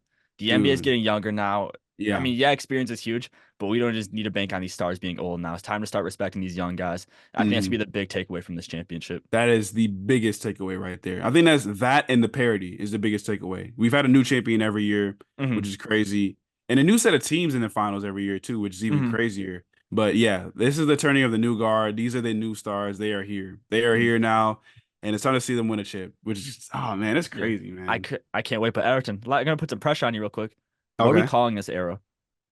man, this is corny. This might be the aura era because the amount of like just that's all people talk about nowadays I'm is praying that's what this is going down in the history like books. that's literally what everybody call like. Oh man, I don't care about him. He doesn't have aura. This Yeah. guy has aura. Like Hmm. we had a scouting report say, hey, he has the most aura in the draft. Yeah. I'm just telling you, this is the aura love. This is the aura era, bro. Like, Mm. it's funny, very random. I just watched a video on TikTok, and it's this dude of showing a picture of Ronaldo and Messi, and this dude Okay. was like, "Look, Messi might be the goat, but he has no aura." And I'm like, you know what? He does not have aura. Yeah, Like, it's funny, but that's this is the real. aura era, bro. Simple as that. And we are here for it. But Everton, now that we're talking about how it's a new era, what team do you want to look at first and what's going to do for their city or I their team, mean, excuse me? if we're gonna just start, if we're gonna call this aura era, we gotta talk about the most aura. Let's start with the Timberwolves. Hmm. Oh man, I mean, if they win a chip, the first thing that comes to mind for me is that Gobert trade was worth it. Yep. Like insanely. Like I know people were like, "Oh, it gave up too much for Gobert." You telling me the year after they win a chip, Hmm. that was a great trade. And Yeah. long term, it's a great trade because you win a chip this year, and it's only going to get better. The rest of that team is going to relatively be the same. Who says you can't could keep Yeah. being a contender? Yeah. Outside of Mike Conley, everybody on that Yeah, team's getting younger. pretty much. And Exactly. it's just crazy to me that like people are still hating on the Rudy Gobert trade. He's the only player that's in the top 15 most paid players that's still in the Mhm. playoffs. Exactly. Exactly. And he has Dude. played a pivotal part in that as well. He's been great defensively. I know people there was that one Jokic game, but for people who don't know, I think Jokic was literally shooting 11 for 28 while guarded by Gobert before that one game. Hmm. So I know people just don't like Rudy Gobert for some odd. He might be the most hated player in NBA. I swear, like everybody just collectively hates this man. Hmm. But great player. Trade was worth it if they win a chip. Yeah, absolutely. And what's it going to do for a city, Minnesota, that's never had a Oh ring? Yeah, this team man. hasn't had much success outside that Kevin Garnett adversity. Had to go Yeah. through the Kevin Love, Ricky Rubio, Nikola Vucevic days. Yeah. Had to go on for whatever the hell happened after that. What, the Jarrett Culver days? Like, what was going on there in Minnesota? Oh my Not gosh. much. And you go like through a coach that passes away, his kid takes over the team, and then eventually Mhm. goes to Chris Finch. The team's gone through some adversity, and if Mhm. you can finally get a ring, That would be huge. But the Yeah, biggest takeaway is where would Anthony Edwards rank in the NBA currently if he gets his bro. ring? Oh my god! First off, best two guard easily. I feel like that's no Mm. longer Oh like yeah, a that big won't be a debate. debate. We'll have to delete He's our old videos. Like, Yeah, he's literally the best two guard at that point. mm, But I said this before about like, all right, y'all got to slow down with the stuff like D Wade, this and that. yeah, But not gonna lie, if he wins a chip, I'm not saying he's better than D Wade. Let me get yeah, that out my chest right now. mm, But those conversations are gonna start rising because he's a 22-year-old who just led his team to the chip, and I would assume would be Finals MVP. Right? yeah, I feel like that's easy assumption. mm, So at that point, it's not even just if he's the best two guard. It's where does he rank amongst every player. yeah. Now, I think that would probably push him top 10. I feel like it's hard to not have him top 10 after that. I feel like we're past this already. No, I know, but like, do you think he's really top? Do you think he's top 5 at that point? I mean, are we really debating between Edwards and Tatum if Edward gets the ring before Tatum's See, had like 18 attempts? exactly. And Embiid, We're about to like, start getting real uncomfortable. it's gonna We get about to real get uncomfortable. claustrophobic in here. Like, It's gonna. Y'all better get ready. The only uh, players I'd feel confident is like Jokic, Luka, and Giannis. mm-hmm, Right? Like even SGA. I mean, at that point, I feel like Edwards might have passed him too, right? mm-hmm, I mean, low key. Embiid's a harder one because talent and all that, he probably would still be technically better than Edwards. But uh, look, Embiid been in the NBA so long and ain't even been to the conference finals yet. yep. Edwards made the playoffs and not made the playoffs, but Edwards got a chip in year 4. Ooh, People are so funny about Embiid not making it there in the Pacers again. They're like, dude, TJ McConnell made it to the conference finals for Embiid. We gotta start having some conversations. bro, I saw one. Oh my gosh. There was this one thing. What was it? I think it was like Embiid got drafted in 2014. This player got drafted in 2016. Embiid went through all this. Uh-huh. And this dude's been to the conference finals like twice within that time. It was something crazy like that. I was like, damn, that shit's Mm. crazy. Y'all really do not like this man Embiid. But it's kind of fair. Ooh, Ooh, kind of fair. ooh, Kind of fair. ooh. Somewhat. So Minnesota's got a lot going for them. Let's look at the Yeah. other team in the West, the Dallas Mavericks, their last and only chip in 2011. Yeah. What this does is saves Mark Cuban's legacy. Yeah. Low key. He's a Because great owner, but he like, is, but he's built some stinkers around Luca. yeah. And if he finally pulls off maybe what might be the greatest deadline heist of all time and brings in these Yeah. two guys and they win a chip, his legacy saved. Yeah, for sure. I agree. For me, I put this just proves Luka just needed some help. Actually, Like low key, because Luka's had some. We know what Luka's done, bro. Like it's not. I don't need to even say too much, but we know what Luka's done, and it's always been well, at the end of the day, he doesn't have enough help. You give him some competent help, and he gets a chip. That just yeah. proved, yo, you just needed to give this man some help, bro. That's really all he needed. So I think that's the biggest thing, and of course, Luka's gonna get in some real comfortable conversations. I ain't gonna lie, Luka wins a chip. How can he not be the best player in the league at that point? Ooh, we need some MVPs first. You're right. Damn. Well, We get okay, but Luca and Giannis. I don't know. By that point, I'd say Luka's. Damn. No. Giannis, He like, might have passed Giannis. Giannis gotta get out of Milwaukee like so bad. Yeah, he's gonna be cooked there for some time. Yeah. He's gonna be cooked there. I But can't yeah, wait it's for gonna. a video about that one day. And then, hey, Because another they're discussion erasing too? that boy from history. But what's up? Who, They're erasing Giannis from history, like as we speak. bro? You know what? We'll say that for a different video because there's a lot I want to say about how they've done my boy Giannis. But Yeah. yes, another thing that would come up, Kyrie might go down as top 3 best second option ever. Dude, I think we're approaching one. We're approaching It's one. gonna be like him and Scotty. Literally, right? Exactly. Kobe. Okay, Kobe wasn't always a number 2 though. Like Kobe Sure. had some success being as the number 1 guy. D Wade. Like, I mean, D Wade won a chip by himself, He did. or like Shaq. Come on now, like Yeah. Okay, so I say for a guy who's been definitively the number 2, yeah. Because like Yeah. Scotty was never, we were never like, Scotty and Jordan. No, it was Yeah. Jordan, buddy. It was Jordan. Yeah. I know in Scotty's brain, he was like, I was better than Jordan. No, you weren't. Yeah. No, you weren't. But for Kyrie to be the definitive number 2 and win 2 chips, I mean, first off, all the stuff he was facing like 2 years ago with, I'm not gonna say it because I don't want us to get canceled, but with the Kyrie stuff, for him to beat that and get to Dallas and not really have any more controversy once he got to Dallas and then win a chip, incredible for Kyrie's career, to be honest. Yeah, the Dallas PR team needs to be studied. Yeah, Yeah. yes, low key, because Okay, I haven't heard nothing crazy from no. Kyrie since he got there. Want us to be a real crazy, uncomfortable conversation we're about to have to go back to Uh-oh. Luca? Yeah. Are we gonna start having some Luca Dirk conversation soon? You know, They're approaching quicker than we might be ready they're for. they are. I'm not gonna lie. I was like, Yeah. it's gonna happen eventually, but this year, I It's, mean, it's gonna be real close. it's gonna get real uncomfortable. I'm telling y'all, over the next few years, y'all going to get real uncomfortable. It's just how it is, bro. It's just Oh, how it is. all I'm saying is we're at least having one uncomfortable conversation with whoever wins this chip. There's gonna be an Literally, agenda that will have to be talked about that next yes, podcast.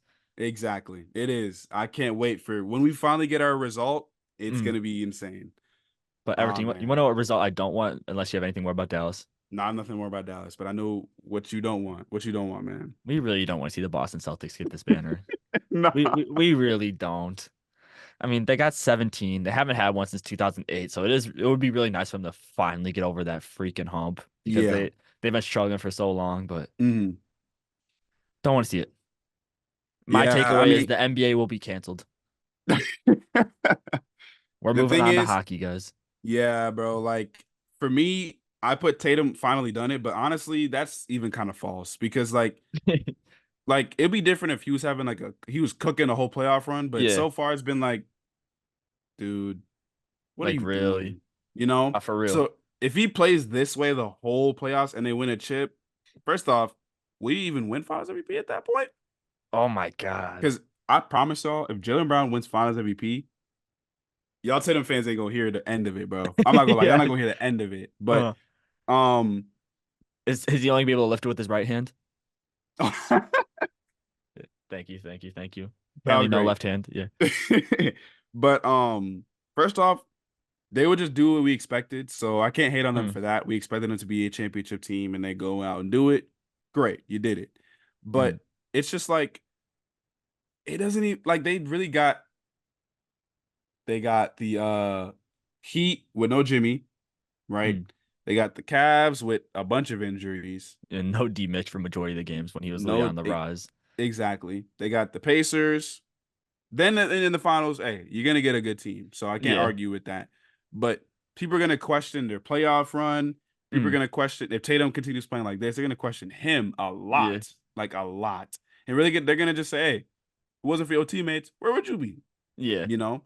So I would be happy for them in a way because I don't like hate the Celtics or anything like that, but like it wouldn't be as fun. I feel like any other team winning it would be more fun to see than the Yeah. Celtics. No hate to them, but like, come on, bro. Like, it just wouldn't be as fun to Yeah. see as like the Timberwolves or Mavs or even the Mm. Pacers. So I don't, yeah, just who would have thought like 2, 3 years ago if we told you Tatum would finally get his ring and he probably wouldn't skyrocket up the rankings of the top players? Like people would have called you yeah, stupid.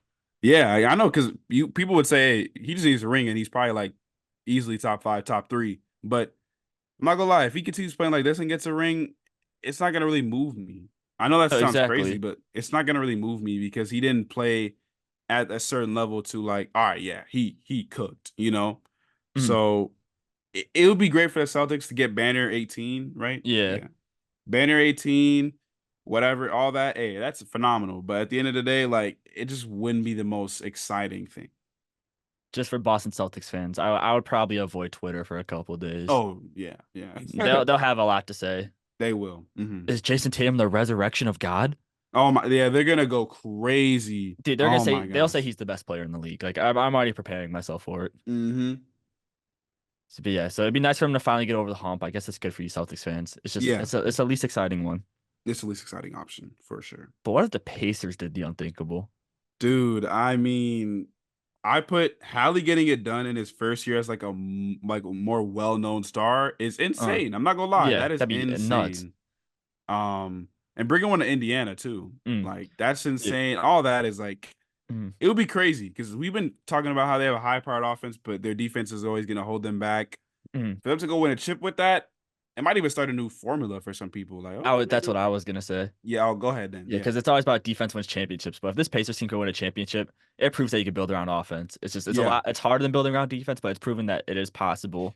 And I Mhm, think the NBA they're kind of trying to cement Indiana as a big market now. They weren't really considered that, but they gave them All-Star weekend. We're really mhm, trying to build around the Pacers hype there. If they can go get a chip the same season, I think mhm. Indiana's considered a big market. and the Fever. Mm-hmm. Yeah. Shout out Caitlin. Yeah. Shout out Caitlin, even though they're 0-4, Yeah. but it's Sorry, okay. your coach doesn't know how to use you guys. Oh, don't even get me started on that. Yeah.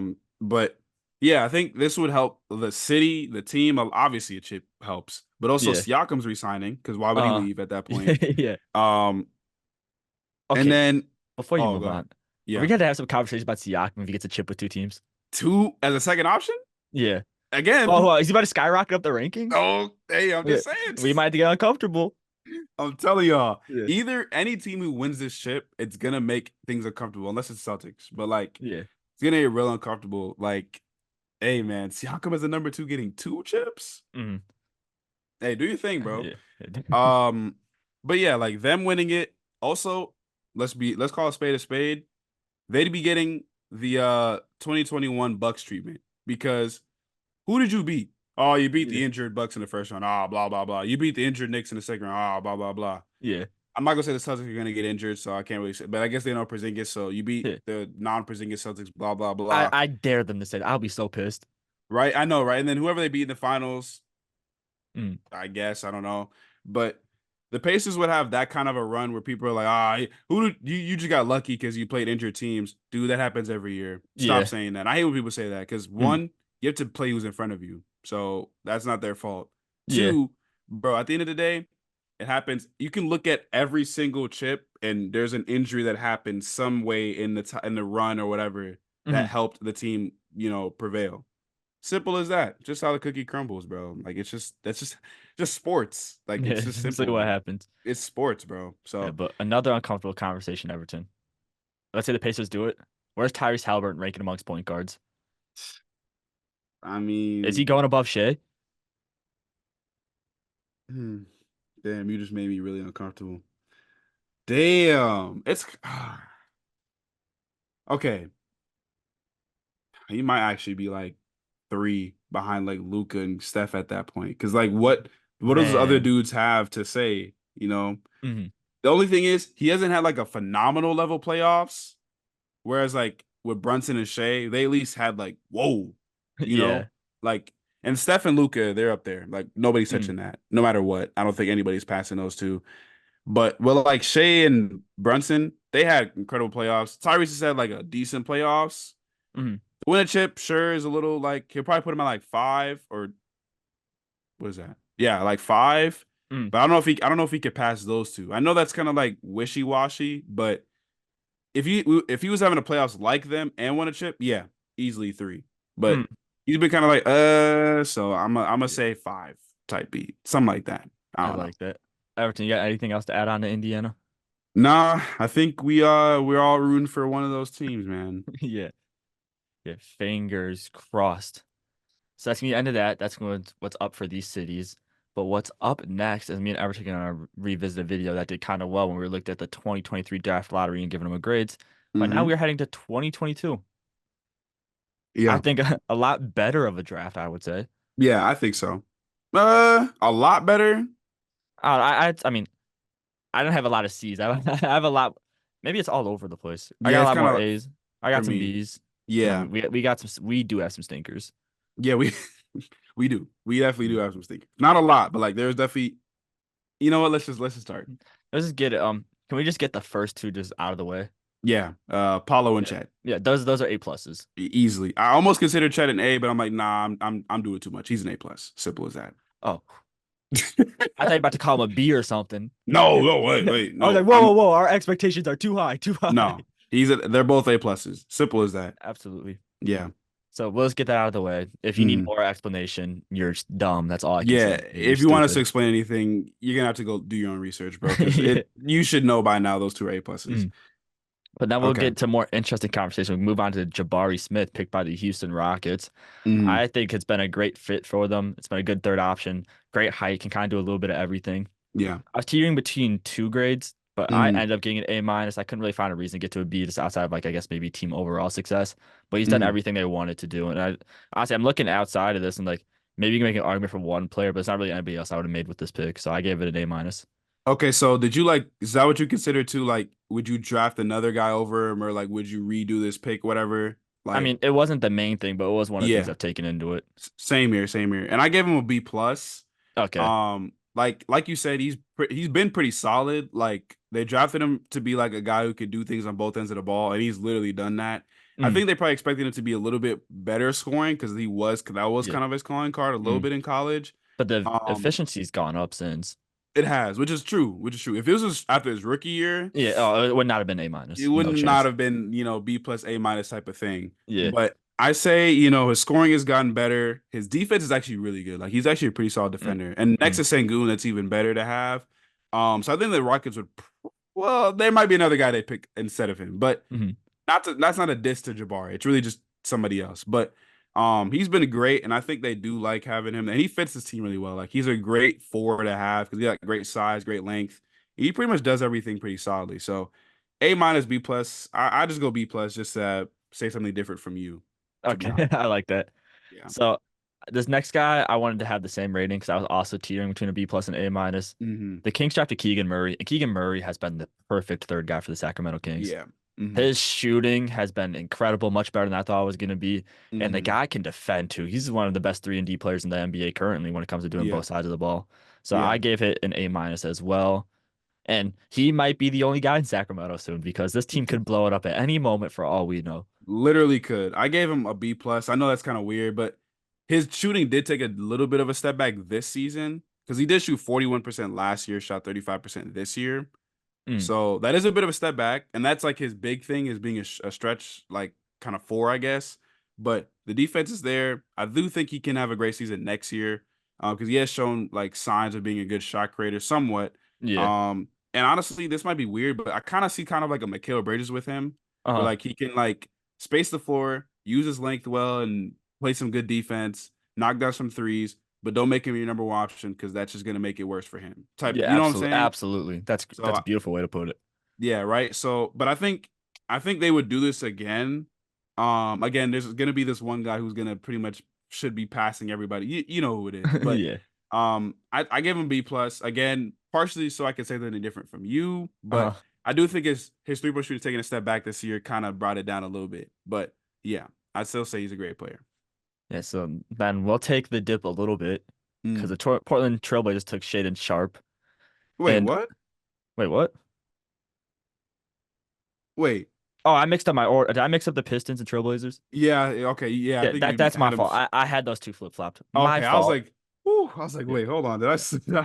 thought I messed it up. I thought one of No, us messed it up. Oh that's my shit. mess up. I completely apologize, No, guys. you're good, bro. You're Because the good. pick was the Pistons who took Jaden Ivey, and this Yeah. one's was a tougher one for me to grade because I look Hmm. at Jaden Ivey. He's like, you can see this guy. He's a good hooper. Like this isn't like Yeah. some like bum or nothing. It's No. just the fit sucks. The fit is Hmm. so bad. Yeah. That's why I gave us a B minus. I think it can be higher than a B minus, but Jaden Ivey just does not work next to Cade Cunningham at all.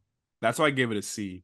Like Oh, we got I a harsh know, grader. little harsh, but I kind of have to be. So it's like I'm not just giving everybody, oh, he's a B, he's a B, he's a B. I have Yeah. to be somewhat harsh. Mm, I give him a C, mainly because of the fit, though. I yeah. don't think he's gonna be a bad player, and I have talked about this in our mock draft. If you haven't seen it, Uh-huh. go look at it. But the fit is weird, right? I think in a different situation, he'd probably perform better if he was because I think he's naturally a point guard. I don't think he's a Yeah. two guard. Not at all. So when the Pistons picked him, I was kind of like, okay, because I don't really understand this pick, and I still don't understand it. I think long term, you might have to make some decisions there. And Mm. if you're picking between Cade and Jaden, you know who to pick. Yeah. But yeah, I think the fit is really what throws it off for me. And he's had some moments and some other moments. Monty deciding not to start him at the beginning of the season was kind of like, why? You Mm. know? So I think with Jaden Ivey, I think in a different situation he'll flourish more. But in Detroit, I don't think he'll ever be able to like reach the goals he wants to, unless he becomes a floor spacer. But I just don't see that for No, him, it's man. just It's not not his happening. game. That Pistons team So can't shoot the ball. they can't. So I think I'm gonna keep it as C. I think he can. I think he can perform better though. But with this Mm. current situation, I just don't like the situation for him. I agree. That's just like it could be that low, but I wanted to judge more on the player rather than like, oh, this fit Yeah. sucks. So Hmm. that's why I was a little nicer and just gave it a B That's fair. That's fair. or B minus, excuse me. Yeah. Yeah. Yeah. Hmm. So now we'll move on to the Trailblazers this time. They took Oh, not Shaden. not the Pacers. You sure it wasn't Trailblazers Pacers? Hold on. Did I really mess up order that bad? The Pacers were 6, and the Trailblazers were 7. I might be dyslexic or something. That's bad. Bro, don't worry about it. We're gonna talk about the players anyway, so the Yeah. order really doesn't matter that much. In a way, in a way, Mhm. as long as it's relatively in the same spot, it's not that Mhm. big a deal. So this rating to do for the Pacers stuff for Benedict Mathurin annoyed me because Hmm. this playoff series would have decided the grade, but he's not Yeah. here. So Hmm. that really varied a lot. So I teetered between a B plus and a B. I gave it a flat B because Yeah. he's proven he can be a top three. I'd say a top three player on a team when it comes to scoring the ball. And he just got Hmm. that dog in him. Like I remember when he was drafted, he's like, "Yeah, I'd beat LeBron." It's like, yeah, that's sick.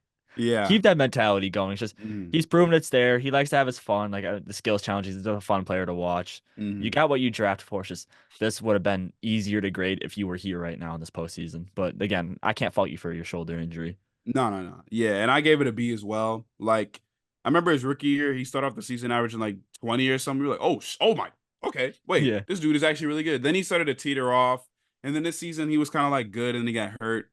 Um, so for Benedict, and he's pretty young. I think he's about like 21. So Mm, I think he has a lot of potential, especially on this Pacers team and how they play the game of basketball. He can put up some numbers as a like a third option. So I think the fit is great for him. And like you said, the dog, I love that dog mentality. So that's a bit of a bias thing there, but I mm, do think, I think a B is great. Like he's been solid in what we've seen from him, and there's just more to see. I think the mm. fit also helps me. Like I like the fit here. So Yeah, this is the yeah, I exact think opposite of Jaden Ivey. it's the exact opposite. So I think B is pretty solid, grateful. Yeah, so we'll stick with that. A player I've apparently been dying to talk about. So now this is the Trailblazers took Shaden Sharp. Yeah. And this had some fit issues as well. And the fact Hmm. that Trailblazers are very irrelevant. Yeah. But I still see more potential in this fit than I do with the Pistons. Yeah. So I went with a B minus for Shaden Sharp. Hmm. It's just like you really need the shot to come around at some point though. But Yeah. this is an athletic freak of nature. So if you can pair him next to somebody with more shooting and not have 18 million guards in the backcourt, Yeah. I see the Yes. fit here. Yeah. I gave him a B minus as well because it's like the potential is there. He's like either the youngest or second youngest player. I think he's the second youngest player in this draft. Mm, Um, and you can see the high fly. Like he can jump, dude. Dude got bounce. And then yeah, like this jump shot. First off, I didn't even realize Shaden Sharp missed a lot of this season. it's He Portland for you. True. Exactly. That's why I didn't realize it because I was like, oh, who cares?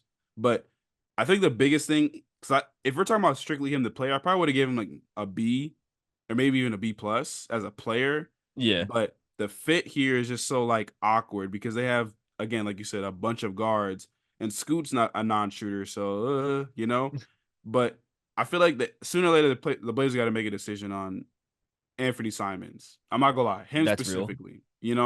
So because I don't think Shaden Sharp's a three. He's just not a three. That's too much. So the fit brings it down a little bit, but I think as a player he can actually become really good. We Mhm, got to see him space the floor a little bit more, but the high flying is there, and the bag is there a little bit too. He got a little bit of moves to him, so mhm.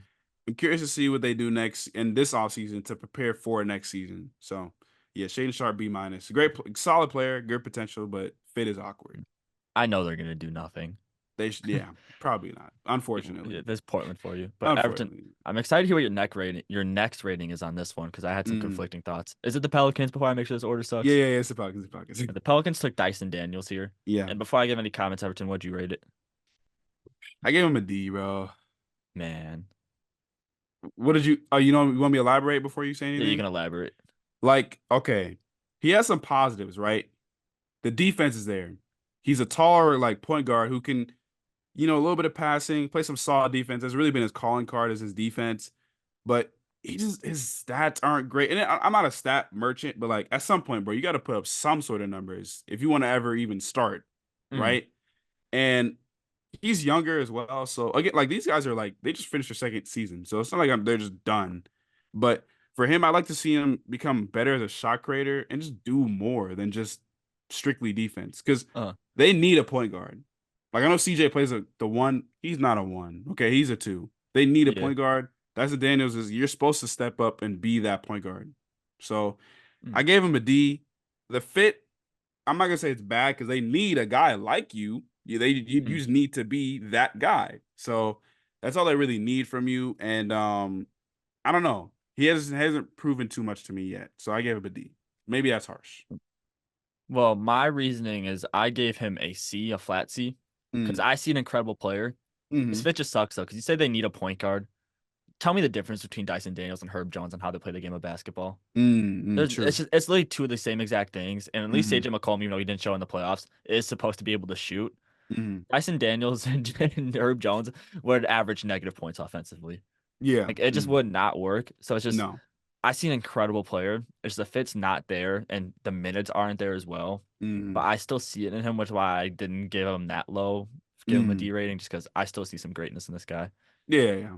I agree. I think, like I said, I think it's there, but like you said, the minutes are not there. Bro Yeah, the does not minutes get a are lot not of there at minutes. all. And then like it kind But of here, confuses me. Oh, go ahead. Yeah. sorry, I want about because like this is how we talk about like Anthony Black, because Mm. like Anthony Black's supposed to fill in the need. I just don't think Dyson Daniels fills in the need the Pelicans are looking for. So that's why I think Mm. it's a little different. Because I think I was a little harsh on Anthony Black's rating. So I wanted to make that clear. It's like, yeah, they're both kind of looking for a point guard, Yeah. but Daniels is not the point guard the Pelicans are looking for, while Anthony Black is supposed to be the point guard the Orlando Yeah. Magic are looking for. True that. True that. I think a team with better shooting and needing of a defensive point guard would definitely love Dyson Daniels Mm. for sure. But yeah, maybe I'm a little harsh. Like I said, I have to do consider what you have actually done in a Yeah. way. So that's really what brought it down. Mm. But I do think he can be a good player for sure. For sure, Yeah. I think he can be a good player. And don't worry, I do have some harsh ratings coming up shortly. Yeah, because you making me look like an asshole right now. No, I'm No, no, joking. no, they're coming. They're coming. Yeah, yeah. But maybe one of the weirdest situations of all time, one of the weirder careers we've Yes. seen in this draft is Jeremy Sohan. Yeah. Point guard Jeremy Sohan. Oh my gosh. I gave this one a C plus. Yeah, I give him a C. I think he's a good player. I actually don't think he's terrible. I just think why was he playing the one? That was just Yeah, dumb. I mean, that they're was tanking. a pure tank. Like Pure tank. they should be investigated for that. Yeah, yeah, yeah. Like I don't even know how they're allowed to still draft this year. But Let alone but 4 and 8. yeah, like what? How y'all let Yeah, them get both? And they definitely were tanking. But Wemby whatever. tax. Oh, you're right. You're definitely right. Mm. But yeah, with Sohan, it's like I think he's a solid player. I don't think he'll be like some kind of superstar level player, but I think he'll be a great role player to have in the future. And for the Spurs, you're probably gonna need guys like that. Yeah. So Well, for with that all due reason, respect, he's gonna be an Atlanta Hawk. all you think is gonna be traded? Yeah, I Yeah. can see that too. Yeah, he could be the guy traded in that deal. Um, but yeah, okay, true, true, Yeah. true. That's a Him, great point. Keldon, and 8.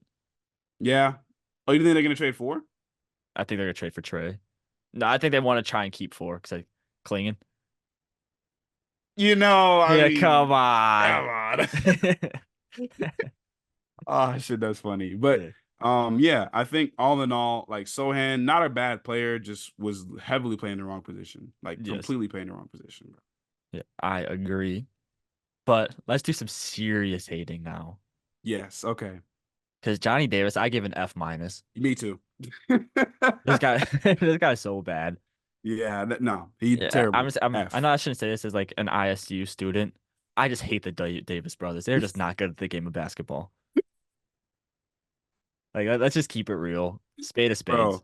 These Yeah, guys don't hoop. F. I knew I knew if we were gonna agree on one thing, we were gonna agree on this being an F. If you would have given him anything but an F, I would have been upset. I'm not gonna lie. Dude, 'Cause even I like would have an had F plus, I would have been against. Even an F, I'm against. This has to be an F minus. F minus. This is the worst pick in the draft. I'm not gonna lie. This is Yeah. absolutely the worst pick in the draft. Like, there's nobody who can tell me otherwise. This was the terrible pick. Like, Mm. he hasn't been good at any point. Any point. has not had a single strength. No. The Josh Giddey draft report should have been his. Should have been his. Because, dude, this dude is like legit ass. Maybe, you know what? No, I'm not even gonna be nice. Yeah, Don't be Buns, nice. you're an F minus. Yeah, Terrible. out of the league. Terrible. Let's keep the hating going, shall we? Low key. Yeah. Everton, we have another Thunder guy here. Mm-hmm. Tell us about him. Usman Dang. I mean, he doesn't really play in our main rotation, but he is good in the G League. I'll give him that. Mm. I think he actually won Finals MVP for us. Wow, I didn't know that. I know, it's not bad. Yeah. When he plays in the G League, he's great, and he has shown some strengths, but I gotta call spade a spade. I give him a D minus. I don't think he's a flat F because I don't think he's terrible. Yeah. I do think in the coming years he could actually be, and maybe I'm biased because I'm a Thunder fan and I actually know a little bit more about him. Mhm. But yeah, I don't think he's just bad at basketball. I think we have a strong team and he just haven't really cracked the rotation yet. But he's shown in the G League he can be a good player. So I gotta at least put some stock in that. That's why I gave him a D. I was a little more generous, I guess. Mm-hmm. because there still Yeah. has some potential. He still sometimes cracks the rotation. Yeah. He's not like a complete liability. Yeah. I But think who? he's Yeah, what's solid up? player. Yeah, Solid solid player. player. Mhm. Wanna know who's not a liability? No, I know he's not a Pro- liability. Probably the best pick in the draft, no questions asked. Jalen Williams. The Thunder managed to get two A+s in the same draft. Yes. Yes, we do. A+. I'm glad we both know he's an A+. I Yeah. mean, come on. How could it not be an A+, especially considering where it was at? Yeah, like, that's really what boosted it. Well, no, it was A+ regardless. He's the third best player in the draft. Yeah. But even just considering the 12th pick, yeah, A+. Easily Yeah. A+. This is man. Yeah, and this pick just blows my mind because I knew absolutely nothing about him heading into the draft. I've never watched a game of Santa Clara basketball in my life, and I still probably never will. Nope. So Neither the will fact he I. did all this is so impressive. And they brought out Yeah. pods. Yeah, low key. I Yeah, gotta get familiar with the game of Santa Clara. yeah, low key. And Steve Nash went there too, if I'm not mistaken. Hey, Dude, what are they cooking down there? I don't know. I don't They even got know where something I don't even going know where on. Santa Clara is. Is it I California? barely do. Sure. But yeah, like I think A+. Nothing really. I know the playoffs were a little whatever, but I'm not gonna put too much stock into that. Let's be honest. But If you deduct Jalen Williams for that, you're nitpicking. you're nitpicking crazy. Like, just don't do that, bro. Like, Yeah. let's not get weird. Let's not come on. That's really the first time we've ever seen a regression in his career because he tends to get better every other month. Like Exactly. So A+, anything lower than A+, you're probably just being too much. So yeah, Yeah. A+. You're a Phoenix Suns fan probably, or just Yeah. yeah. Yeah. Or you're something's wrong with you, low Yeah. key. But then we move on to just my favorite player in the draft, and that's the Okay. Detroit Pistons taking Jalen Duren. Mm-hmm. I know I haven't sports bet as much in a while, Mm. but Jalen Duren, his over rebounds have just done so much for me in my lifetime. Mm. 10 of 12 times when I bet his over rebounds, it's hitting for me. So Jalen Duren has made sure I made it through college and been able to like eat. So that's something I always gotta be thankful for. Mm-hmm. So I just gave it A-. He's one of the best rebounders in the league and still can throw you an oop, can contribute on the defensive side of the ball, especially where it was picked in the draft. You can even argue like an A, but just the Pistons suck, so I can't really reward that too much. But yeah, Jalen Duren, he means something to me, man. Like when my kids show me a picture of Jalen Duren, I'm gonna like sit them down. We're gonna have an emotional conversation. Do the no, but Yeah, I think the Vince McMahon. I'll go ahead. Yeah. Yeah. No, I was saying the Vince McMahon. Oh yeah. I gave him an A. I think he's been so good, especially considering he was the 13th pick. And I think he's literally the youngest player in this draft. Like everything, he's great defensively, phenomenal rebounder. Like this dude, I'm not gonna say Dwight Howard, but like he's a big body who can jump, grab rebounds, block shots. Like, I don't know, kind of reminds me of him. And he didn't raise an A+, but the Pistons, like you said, they suck, so they can't have an A+. That's bogus. But Yeah. no, like he's a great pick, especially at 13, getting a guy who, looking at this, probably top 5 in this draft, right? I feel like that's not too far-fetched. That's not ridiculous. That's not ridiculous to say that. Not ridiculous to say that, right? So yeah, I think Jalen Duren, obviously the bag isn't deep, but he's a great like rolling big, grab a lot of boards. I feel like at some point in his career, he's probably gonna lead the league in rebounds. I hated how they were handling him as a rookie. Like, stop not starting him. He needs to start. And then they almost tried to do the James Wiseman things. No. Stop that. Start Jalen Duren. Let's not make this awkward. I know you guys have Marvin Bagley and James Wiseman. Why are you even considering starting them over Jalen Duren? Like, it shouldn't even be a consideration. It's clearly Jalen Duren. A for Jalen Duren, bro. Simple as that. Yeah, and people are trying to draft Alexander Sarr over him. Ridiculous. No. They wanted him to start over Duren. Don't ever disrespect my boy like that ever again. No. If anything, Sarr's the 4, something. I don't know. But then I had a happy moment. Now I have a sad moment. Akai Obaji was supposed to be that guy. Oh, man. I remember the hype. He was so special at Kansas. I thought he was going to be so fun in the NBA. Was going to a good team, was going to contribute right away. And he's not there anymore. He's not doing anything in Utah. Being in Utah is a punishment itself. Yeah. It's Low a D-. Yeah, that's exactly what I gave him too. I remember out of Kansas. I'm like, yo, this is going to be a solid player. Went to Cleveland, got traded. Haven't seen him since. It's kind of like that, bro. I mean, maybe there's still a good player hiding up under there if he ever gets like competent minutes, but he's just not really doing anything. It's bro. Not gonna happen, and It's it's sad. Rob Dillingham, if you do this to me, man, don't. Please don't. I can't mentally take that for my sanity. No, we need him to be a good player. Not gonna Rob lie. Dillingham, can you hear me? Rob Dillingham, please save me. Please save me. Oh I haven't man. referenced that one in a while, Nah, but I know that's been a mess. that's going to be it for that segment, and that's almost going to be it for the podcast. But this is the main event. This is why we tuned in. Everton tried doing some Mickey Mouse shenanigans last week. Bro, oh Can my he gosh. cement his ring, or can I prove that he was Mickey Mouse as hell? I'm cementing my ring, bro. I'm cementing it, bro. Let's find out. Trust. Best out of three. Let's get it. NBA Guess Who current player edition. All right. Everton, since you are the reigning champion, you can go first. All right. Oh, I'm guessing first. Yeah, Let's do the age-old question. Does your player play in the East? he does. He does. All right. Is your player in the East? Yes. Okay, cool. I Did should your have player formatted this better. Okay. No, you're Did good. your Oh, go ahead. No, I was moving my paper around. I had it on my right side, acting like I can write with my right hand. Oh, okay. Did your player make the playoffs? He did. He did. Okay. Was your player in the lottery? Like your team in the lottery this year? Let me phrase that Yes. better. Yeah. Okay. Um, is your player still in the playoffs? He is. He is. Oh, okay. That's huge. That's huge. Was it your team top 6 in the lottery? Yes. Okay. Um, Oh, I gotta do some thinking. I don't have is the your player is your player a guard? player is not a guard. Not a guard. Oh Okay. my god, I don't remember who was. I know you get Atlanta at 1. Then you get the Wizards. I don't remember 3, 4, but I know there's the Pistons at 5. Does he play for the Hawks, Wizards, or Pistons? I'm gonna waste a question. Yes. Okay. I forgot the other lottery teams. That's so embarrassing. It was the Hornets at 6 as the other lottery team too. Got you. I'm gonna remember that for the Um, future. um, what did I just ask you? If he was a guard, he's not a guard. Okay. Does your player start? My player does not start. Does not start for either the Pacers or the Celtics, and he's not a guard. Okay. Is your player a big man? No. Okay. Okay. Mm. Is your player Has your player competed in a dunk contest before? He is not. He is not. Okay. It's not him. Okay, cool. Got you. Is your player 24 or younger? Let me fact check that. I Okay. think he is older than that, but hold on.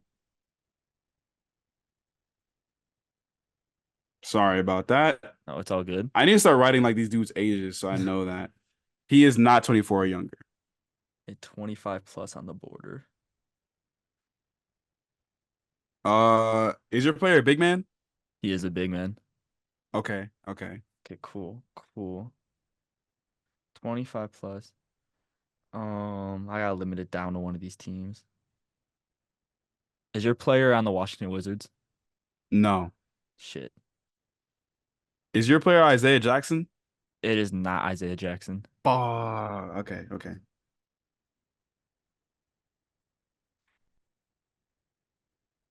Is your player on the Atlanta Hawks? Yeah. Okay. Um, he is a big man. Is your player Luke Cornett?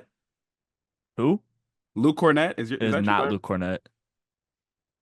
Okay. Okay. So, no way you're asking if DeJounte's on the board or Trey Young. Can't be Jalen Johnson. Is your player a small forward? Yeah. Oh my god. Oh my god. Fuck. Oh my god. Everton, you better fucking get this here. Oh shit.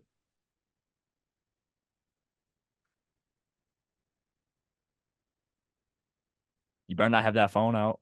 No. Hey, word two. Okay, I said Hands up. if we had to I, get a lot of scandal in this as well.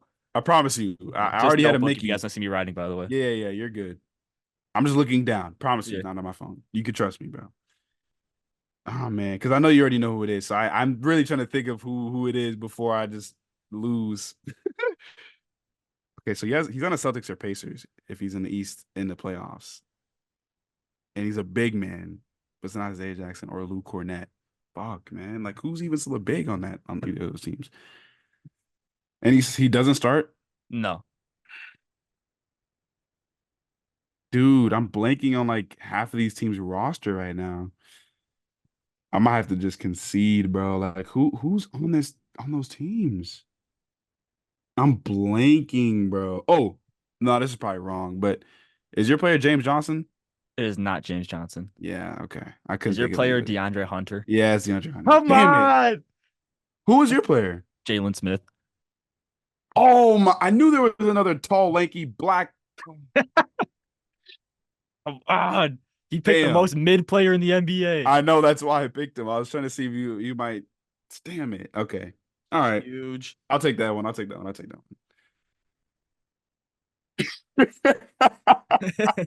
one. Let's go. What a Hail Mary at the end. Holy. That was great. I can't be mad at it. All right, 1-0. If I win here, Everton's legacy is tarnished. Yeah. Damn. Okay. All right. You won. Right. You go first. Is your player black? Yes. Okay, That's too broad, dude. we cut out 5% of the NBA. Oh my gosh. Is your player in the West? He is. Okay. Is your player 25 or younger? No. Okay, so we got some old ass. Is your player is your player in the playoff? Did your player make the playoffs? Sorry. They made the playoffs. They made the playoffs. Okay. Is your player in the East? No. The West old head. Is your player still in the playoffs? No. Okay. Was your player in the playoffs? Was my player in the playoffs? Yeah. No. What the fuck? So did it make the playoffs? I mean, made the playoffs, but is not still in the playoffs in the West. Is your player a guard? Yes. Okay. Was your team in the play-in? No. Fuck. So West guard who made the playoffs. Is your player start? My player does start. Does start. Okay. Man, why do you pick all these loser teams? Was your player top 8 in the lottery? Like team. Yeah. Okay, great.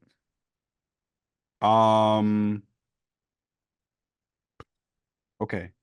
Starts for a team that made the playoffs but isn't still in the playoffs as a guard. Uh, did your player's team lose in the first round? They did. They did. Okay. All right. All right. All right. Spurs. Is your player older than 30? Oh, so he's not an old head. Older than 30? Yeah. Yeah.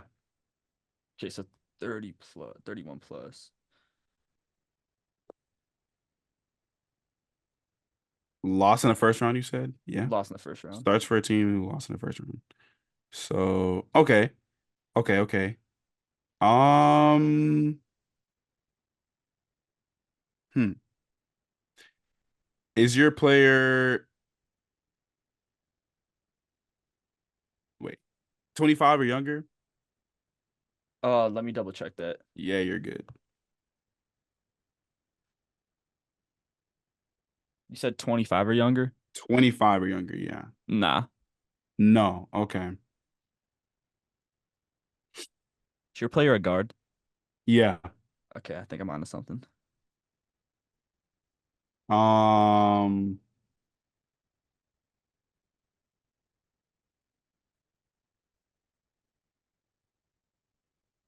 has your player ever made an all-star team? Yes. Okay. Does Okay. your player look like Drake? No. Fuck. It's not Fred Um, VanVleet. has made an All-Star team. Oh, Okay. that's bad. That's bad. Kind of narrows it down to like 3 people. I'm thinking 4 or 5 people. I'm thinking of. Uh, did your player's team get swept? Yeah. Okay. Okay. Is your player a Portland Trailblazer? Yeah. Okay. Fuck, I know who it is. I know who it is. Yeah. I'm torn between 2 people right now because it has to be this team. Um, has been an all-star before. It's between these 2 dudes. I have to get this right though. Mm. Is your player Bradley Beal? It is not Bradley Beal. Damn it, it was the other guy. Fuck. Is your player Malcolm Brogdon? Yes, it is. Damn it. It was Devin Booker, wasn't it? It was Devin Booker? It was. I knew it, bro. Come Fuck. on. Oh my God. I don't know how I keep scraping this out of my ass. But Oh my that's gosh. so we asked if this first round team got swept, but who just got swept in predictions? Or Hmm? not who just got swept in player picks? And guess who? Oh my gosh. No flukes. Damn. No more flukes. They're about to cook me, bro. Fuck. They're gonna say, yeah, Mickey, Mickey. Everton, you want to know how confident I am? How confident are you? I'll 3-0 you. You'll 3-0 me? All right. Mhm. Okay, we'll see. We'll see. Come on, let's see. Dude, these have been stressful, So how about man. this? If you don't win, I just win automatically, right? No, I'm joking. I'm joking. Next point wins. Next point wins. Next one wins. Yeah, yeah, yeah. No. I'm down though. We have 3 players. Might as well Yeah, see the whole exactly. thing. Yeah, yeah, I don't yeah. want to be a dick about it. No. All right. Let's get this. What is your player in the playoffs? No. Oh my God, why are you picking losers? I'm not Bro, even I don't asking that question anymore. um is your player in the East? He is in the East. He is in the East. All Is right. your player in the West? No. Okay. Uh did your player's team make the playoffs? No. You talking about me? Your team? Well, the other 2 did, so never Yeah, mind. I yeah, can't say that. yeah, yeah. Yeah. Is your player a power forward or center? Yeah. Okay. So East made the playoffs, right? Yeah. No, did Uh not make the playoffs. I mean didn't make the playoffs, Yeah. sorry. Yeah. Um is your player a guard? My player is a guard. Is a guard. Okay. Is your player 25 or younger? No. Okay. So you got Excuse some me. old head. Great. Old head that Guard plays for a shitter. guard in the East who did not make the playoffs. Was your player's team in the play-in? They were not in the play-in. Okay. Shocking news coming from me. Okay. Did your team land the number 1 overall pick? No. Okay. Um. Hmm. Mm. Mm. Did your player's team have one of the bottom 2 records in the East? No. Okay, so it's not the Wizards or Pistons. Does your player have a ring? No. Fuck. Um.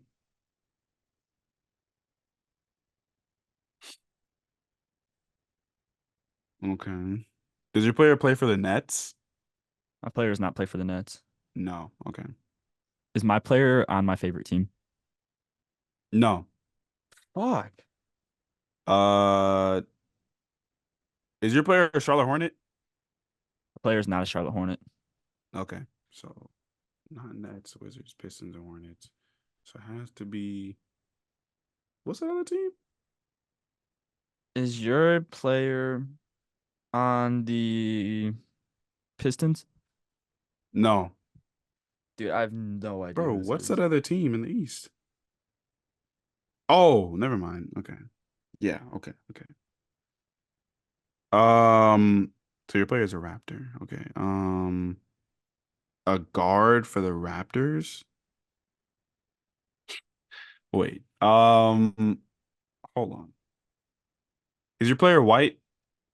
My player is white. Oh, okay. It Don't be gotta be. don't be a dick about it.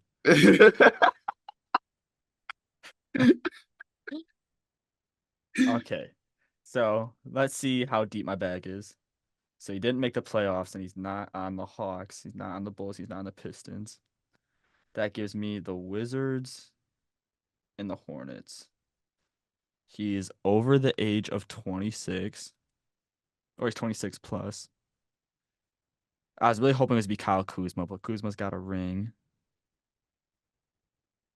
Oh man, Wizards and Hornets. Then I gotta get a player from fucking this.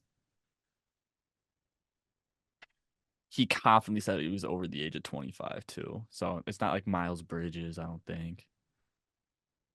It's not Mark Williams. I don't even know who plays for Washington. Fuck, this is gonna be bad. I keep thinking Daniel Gafford, but I know he's not a Wizard anymore.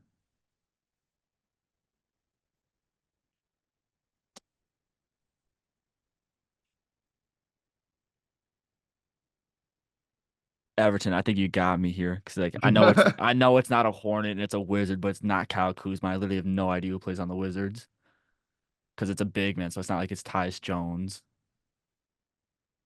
Oh my God, who is a big man on the fucking Wizards? I'm just gonna forfeit. You know who it is. Like, Grady Dick. yeah. Who's the big man on the Wizards? It was. I didn't say he was on the Wizards. So he's on the Hornets? He's on the Nets. You're Ben It was Simmons. Dorian Finney-Smith. God damn. Yeah, I was never gonna get Dorian. Yeah, that's I'll why take my loss. I picked two players, so I'm like, all right, he might get these two, but I knew if you got Dorian Finney-Smith, bro, hey, you got it, bro. Yeah. You got it. So Yeah, that was the one I was confident. I even in. brought him up earlier in the pod. This is ridiculous. I know. I tried to laugh when you said his name. I was like, because I'm oh fuck, he just like said bro's name like it was nothing. But it doesn't matter because I am the champion. Everton's Mickey Mouse banner has been ripped down. I've wiped my ass with it. I pissed on it. When we run it back, though, I'm telling you, this will be the most intense game you'll see on the 5-Out podcast. Trilogy. We need the trilogy. We need a trilogy. Unlike the UFC, we're not gonna run it back right away. we'll wait a couple more segments. We're gonna wait. Yeah, we can't spam it. We gotta save exactly. that one. Yeah. But thank you guys so much for tuning into the 19th edition of the 5-Out podcast. I'm Joey, the LeMaster, joined by Everton is Levy. As always, like, comment, share, keep showing love. We appreciate it. We're gonna keep running this back. This will never die. Fire will never be extinguished on the 5-Out podcast. But as always, make sure you stay smooth. Yes, sir. Thank you so much for tuning into this segment of the 5-Out podcast. I am Joey, the LeMaster, and me and Everton are so thankful for your guys' support. If you want to keep supporting us, please check out the full podcast on Spotify and follow our TikTok account. Both of those will be in the bio, and make sure to leave a like and stay smooth.